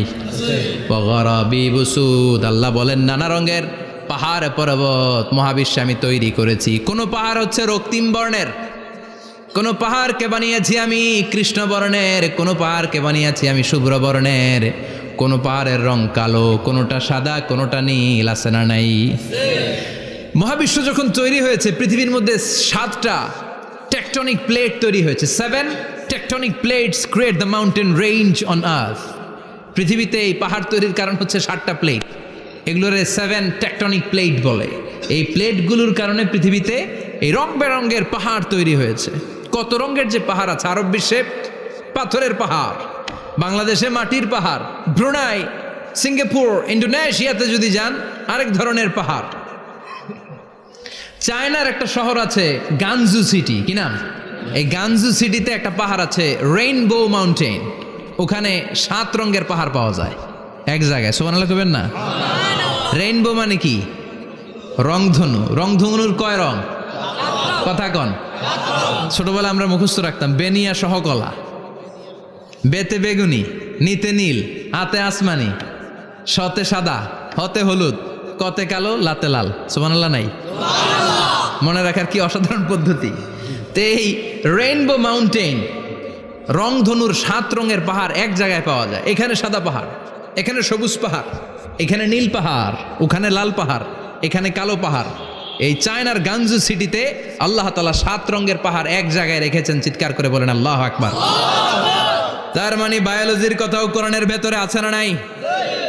এরপর আল্লাহ বললেন কেমন করে আকাশ থেকে আমি পানি নাজিল করে, এটাও কোরআনে আছে না নাই? আমরা ছোটবেলা পড়েছি ওয়াটার সাইকেল, হাইড্রোলজিক্যাল সাইকেল। কেমন করে সূর্যের তীব্র তাপ সাগর থেকে পানিকে জলীয় বাষ্প করে উপসে নেয়, উপরে নিয়ে সেটাকে পুঞ্জীভূত করে দেয়, ঘনীভূত করে দেয়, মেঘ হয়ে যায়, সেখান থেকে ঝিরিঝিরি ঝিরিঝিরি বৃষ্টি পড়ে, আছে না নাই?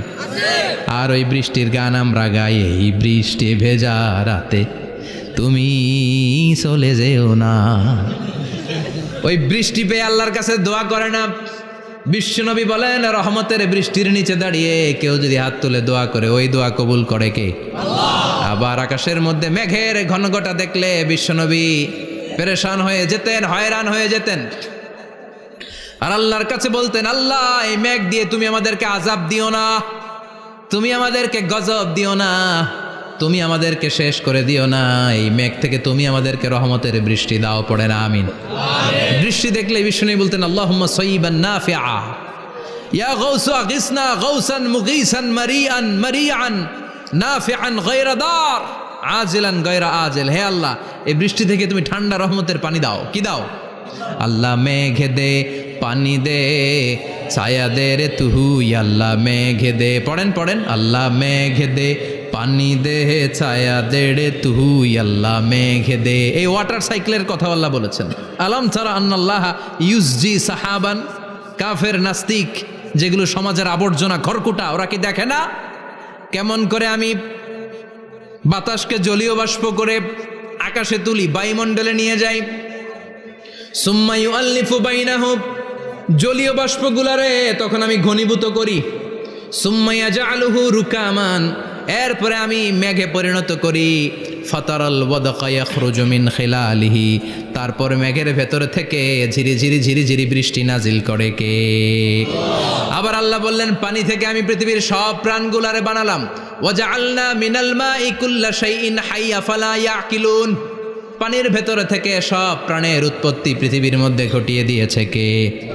বিজ্ঞানীরা স্বীকার করেছে পৃথিবীতে যত প্রাণ পাওয়া যায়, যত প্রাণের ব্লুপ্রিন্ট পাওয়া যায় সব এসেছে পানি থেকে। চিৎকার করে বলেন কোত্থেকে?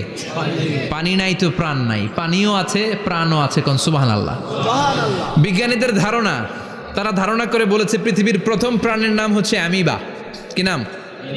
ওরা বলেছে এটা এককোষী জীব, it's a very small unicellular organism found ever in the world. পৃথিবীতে পাওয়া প্রথম এককোষী প্রাণীর নাম হচ্ছে অ্যামিবা।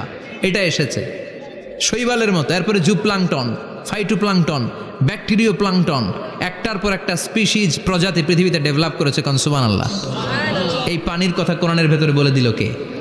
এই জন্য আল্লাহ বললেন ওয়াল কোরআনিল হাকিম, বিজ্ঞানময় কোরআনের শপথ। এই কোরআনটা বিজ্ঞানের ঠাসা, এই কোরআন আশ্চর্যের শেষ নাই, এই কোরআন কোনোদিন পুরাতন হয় না।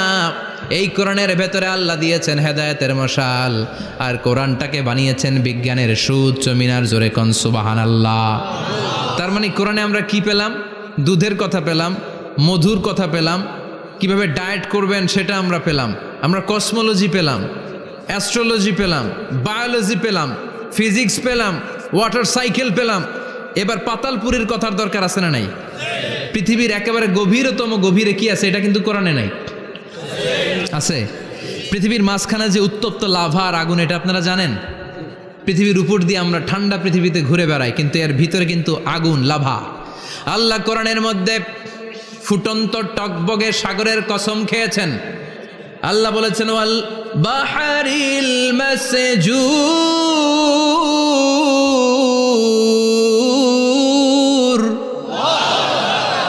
আমি কোরআনের ভেতরে ফুটন্ত টকবগে সাগরের পানির কসম খেলাম, পড়েন সুবহানাল্লাহ। সাগরের পানির ফুটন্ত টকবগে সাগরের পানির কসম। সাগরের পানি আবার ফুটন্ত হয় কি করে? পানি কি হয়? ঠান্ডা। পানি কি? কথা বলেন। আল্লাহ পৃথিবীর ভেতরকার কথা চিন্তা করে বলেছেন ওয়াল বাহরিল মাসজুর। ইউনাইটেড স্টেটস অফ আমেরিকার নেভাল একাডেমির সায়েন্টিস্টরা এই আয়াতের উপর রিসার্চ করেছে যে সাগরের ভেতরে আবার এই ঠান্ডা পানির ভেতরে আবার উত্তপ্ত আগুনের লাভা আসলো কোত্থেকে। রিসার্চ করার জন্য তারা সাগরের ভেতরে পাইপ ঢুকিয়েছে। পাইপ ঢুকাতে ঢুকাতে অনেকগুলো লেয়ার তারা পার করেছে। রূপান্তর শিলার স্তর, পাললিক শিলার স্তর, আগ্নেয়গিরির শিলার স্তর, মার্বেল পাথরের অনেকগুলো শিলার স্তর পেরিয়ে যাওয়ার পরে তারা পাইপ ঢুকানোর পরে দেখতে পেয়েছে পাইপগুলো গলে যায়। পাইপগুলো কি হয়? তার মানে ভিতরে কি আছে? গত কয়েক মাস আগে জাপানে কিছু জিওলজিস্ট, ভূতত্ত্ববিদ, তারা গবেষণা করে পৃথিবীর এক মাথা থেকে আরেক মাথায় যেতে চাচ্ছে, মানে প্রতিপাদ স্থান। বাংলাদেশের এখান থেকে ছিদ্র করলে আপনি দক্ষিণ আমেরিকার চিলির সান্টিয়াগোতে যেয়ে উঠবেন। কথা বুঝতে পেরেছেন? তার মানে বাংলাদেশের প্রতিপাদ স্থান হচ্ছে দক্ষিণ সাউথ আমেরিকার চিলির সান্টিয়াগো। আবার ইন্ডিয়া থেকে ছিদ্র করতে করতে পৃথিবীর আরেক মাথা দিয়ে উঠবেন। সুবহানাল্লাহ বলেন। এটা তারা শুরু করেছে কিন্তু এখনো সফল হয় নাই। ইউএস এর নেভাল একাডেমির সায়েন্টিস্টরা পাইপ ঢুকাতে ঢুকাতে দেখে একটা পর্যায় শেষে পাইপ আর ঢুকানো যায় না। পাইপগুলো পৃথিবীর ভেতরে যেতে যেতে গলে গলে পানি হয়ে যায়। সুবহানাল্লাহ কইবেন না? এই রিসার্চ প্রজেক্টের যিনি চিফ, উনি বললেন bring the water proof pipe from America. America থেকে ওয়াটার প্রুফ পাইপ নিয়ে আস। আমার এমন পাইপ লাগবে গবেষণা করার জন্য যে পাইপ আগুনে জ্বলে না।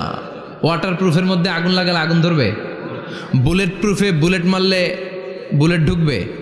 মাননীয় প্রধানমন্ত্রী শেখ হাসিনা যে গাড়িতে করে চড়ে, এটা বুলেট প্রুফ কার?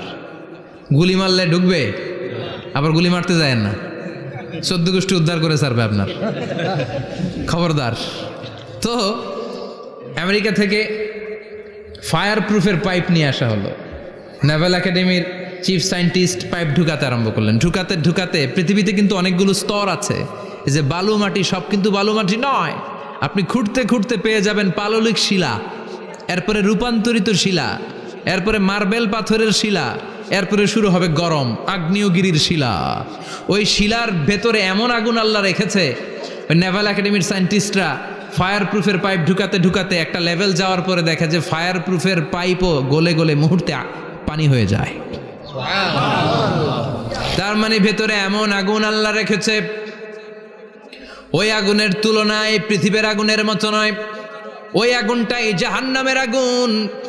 আবার বিজ্ঞানীরা গবেষণা করে ওই আগুনের মধ্যে মানুষের চিৎকার শুনেছে। এজন্য হাদিসে এসেছে আল্লাহর ওলিরা, মুমিন বান্দারা মারা গেলে তাদের রূহগুলো আকাশে চলে যায়, ইল্লিনে চলে যায়। আর কাফের মুশরিক আর নাস্তিকগুলো মারা গেলে তাদের আত্মাগুলো পৃথিবীর মাঝখানে সিজ্জিনে চলে যায়। ওই সিজ্জিনের ভেতরে আগুন আছে না নাই? চিল্লায় বলেন। তার মানে পাতালপুরীর কথাও আছে, সাগরের কথাও আছে, আকাশের কথাও আছে। কেমন করে দুনিয়াতে আমরা আসলাম সেটাও আছে। এমব্রয়োলজি, ভ্রূণ তত্ত্বের কথা কোরআনে আছে না নাই? পৃথিবীতে আল্লাহ কয়েক সিস্টেমে মানুষ বানালেন। সৈয়দনা আদমকে বানালেন, মাও নাই বাবাও নাই। সৈয়দনা আদম আলাইহিস সালামের বাবার নাম কি? মায়ের নাম কি? মাও নাই বাবাও নাই। আবার সৈয়দনা ঈসা আলাইহিস সালামকে আল্লাহ তৈরি করলেন, শুধু মা আছে বাবা নাই। আবার আমাদের সবাইকে আল্লাহ বানালেন, মাও আছে বাবাও আছে, ঠিক কিনা? এরপরে ছোট্ট 1 ফোঁটা নাপাক থেকে আল্লাহ আমাদেরকে বানালেন।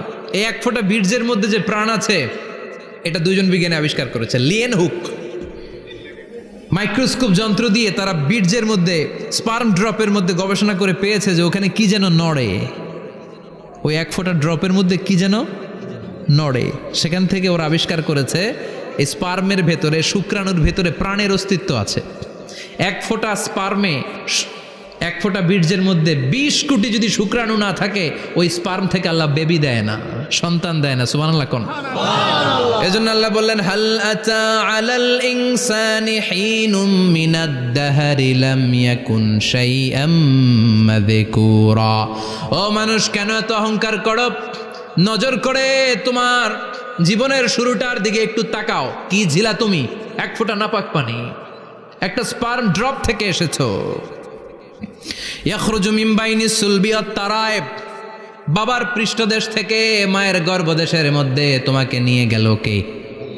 সেখান থেকে ফি যুলুমাতিন সালাস, তিনটা প্যাকেট দিয়ে মায়ের পেটের মধ্যে তোমাকে প্রিজার্ভ করলো কে? আল্লাহ প্রত্যেকটা স্টেজ কোরআনে বলে দিয়েছেন। ফি যুলুমাতিন সালাস, তিনটা অন্ধকার প্রকোষ্ঠে আল্লাহ আমাদেরকে প্রিজার্ভ করেছেন। মায়ের ফুলের একটা প্যাকেট, মায়ের জরায়ুর একটা প্যাকেট, আবার মায়ের পেটের একটা প্যাকেট। ওই প্যাকেটের ভিতরে পৃথিবীর কোনো কবিরাজের কবিরাজি কাজে লাগছে?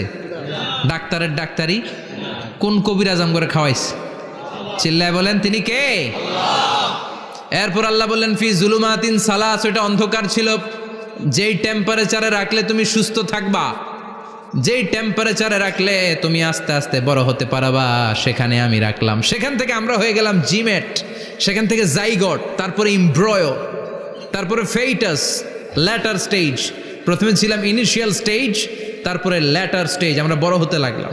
আল্লাহ আমাদেরকে হার্ট দিলেন, সিস্টনিক ডায়াস্টনিক, অলিন্দ নিলয় শুরু হয়ে গেল।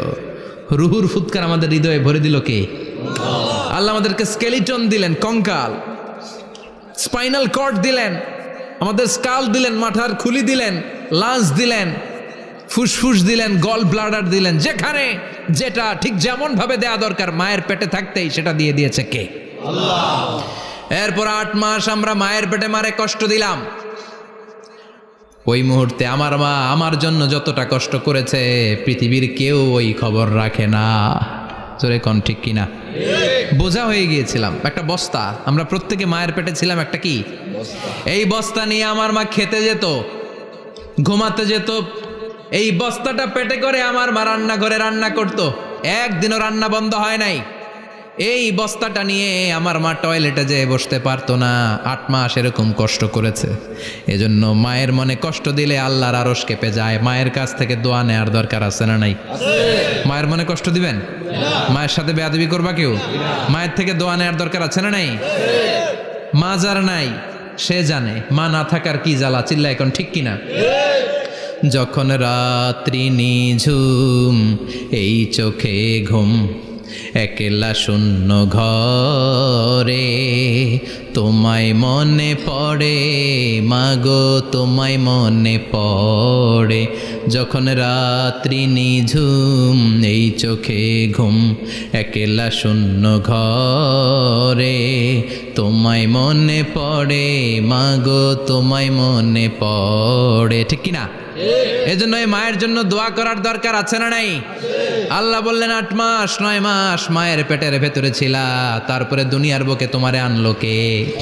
ছোট্ট নাপাক ছিলাম, এই ছোট্ট এক ফোঁটা পানি থেকে আমাদেরকে বড় করছে কে? আল্লাহ। তার মানে এমব্রয়োলজি, ভ্রূণ তত্ত্বের কথা কোরআনের ভেতরে আছে না নাই? সে আল্লাহ বললেন ইয়াসিন ওয়াল কোরআনিল হাকিম ইন্নাকা লামিনাল মুরসালিন আলা সিরাতিম মুস্তাকিম। সুবহানাল্লাহ পড়েন। আল্লাহ বললেন ইয়াসিন, এরপরে বললেন আল কোরআনিল হাকিম, প্রজ্ঞাময় কোরআনের শপথ। বিশাল একটা শপথ কেটে আল্লাহ বললেন ইন্নাকা লামিনাল মুরসালিন আলা সিরাতিম মুস্তাকিম। ইন্নাকা লামিনাল মুরসালিন, অবশ্যই অবশ্যই নবী হে আপনি রাসূলদের অন্তর্ভুক্ত। চিল্লা এখন সুবহানাল্লাহ। তিনি যে রাসূল এটার সার্টিফিকেট এই আয়াতে দিয়েছে কে? এরপর আল্লাহ বললেন আলা সিরাতিম মুস্তাকিম, ও নবী আপনি সিরাতুল মুস্তাকিমের উপর আছেন। যেই দোয়াটা প্রতিটা নামাজের মধ্যে প্রতিদিন প্রত্যেক রাকাতে সূরা ফাতিহাতে আমরা পড়ি, ইহদিনাস সিরাতাল মুস্তাকিম। ও আল্লাহ, show us the right path, show us the correct path. আপনি আমাদেরকে সোজা পথ দেখান। আল্লাহ এখানে সার্টিফিকেট দিলেন, নবী গো, লক্ষাধিক পয়গম্বর যে আমি পেয়েছি তাদের শ্রেষ্ঠতম রাসূল করে আমি আপনাকে প্রেরণ করেছি, আর হেদায়েতের সুউচ্চ মশাল দিয়ে আমি আপনাকে সিরাতুল মুস্তাকিমের উপর রেখেছি। চিল্লায় পড়েন আল্লাহু আকবার। এই জন্য বিজ্ঞানময় কোরআনের সাথে নিজেদের সম্পর্ক বাড়ানোর দরকার আছে না নাই? কোরআন পড়লে দুনিয়া এবং আখিরাতে মর্যাদা বাড়ায় দিবে কে? কোরআনের আইন দিয়ে সমাজটারে সাজানোর দরকার আছে না নাই? কোরআন দিয়ে আমাদের সমাজটা সমৃদ্ধ হোক আমরা চাই কি চাই না? কোরআন দিয়ে আমার সংসদ ভবন চলুক, আমার 300 জন মেম্বার অফ দ্য পার্লামেন্ট কোরআনের আয়াত দিয়ে সংসদে কথা বলুক আমরা চাই কি চাই না? আমাদের মিলিটারিগুলো কোরআনের আওতায় চলুক, আমাদের দেশটা কোরআন দিয়ে চলুক। আমার লাল সবুজের পতাকা সংসদ ভবনের এক পাশে, আর কালিমার লা ইলাহা ইল্লাল্লাহর পতাকা আরেক পাশে পতপত করে উড়বে, আমরা চাই কি চাই না? সেজন্য কোরআনের সাথে আমাদের সম্পর্ক বাড়াতে হবে, নিজে কোরআন পড়তে হবে, কোরআন বুঝতে হবে, কোরআনের উপর আমল করতে হবে। রাজি আছেন তো? এটাই হচ্ছে সূরাতুল ইয়াসিনের শিক্ষা। আল্লাহ আমাদের সবাইকে কথাগুলো বুঝার ও আমল করার তৌফিক দান করুক। আমরা পড়ি আমিন। আরো জোরে পড়েন আমিন। যতগুলো কথা বললাম কোরআন থেকে আলোকিত করার জন্য আল্লাহ তাআলা যে মেসেজগুলো আমাদেরকে কোরআনের ভেতরে দিয়েছে, এই মেসেজ থেকে আমরা যেন নিজেদেরকে, সমাজকে আলোকিত করতে পারি। আল্লাহ তুমি তৌফিক দাও। আরো জোরে পড়েন আমিন। সুবহানাকাল্লাহুম্মা বিহামদিকা আশহাদু আল্লা ইলাহা ইল্লা আনতা আস্তাগফিরুকা ওয়া আতুবু ইলাইক।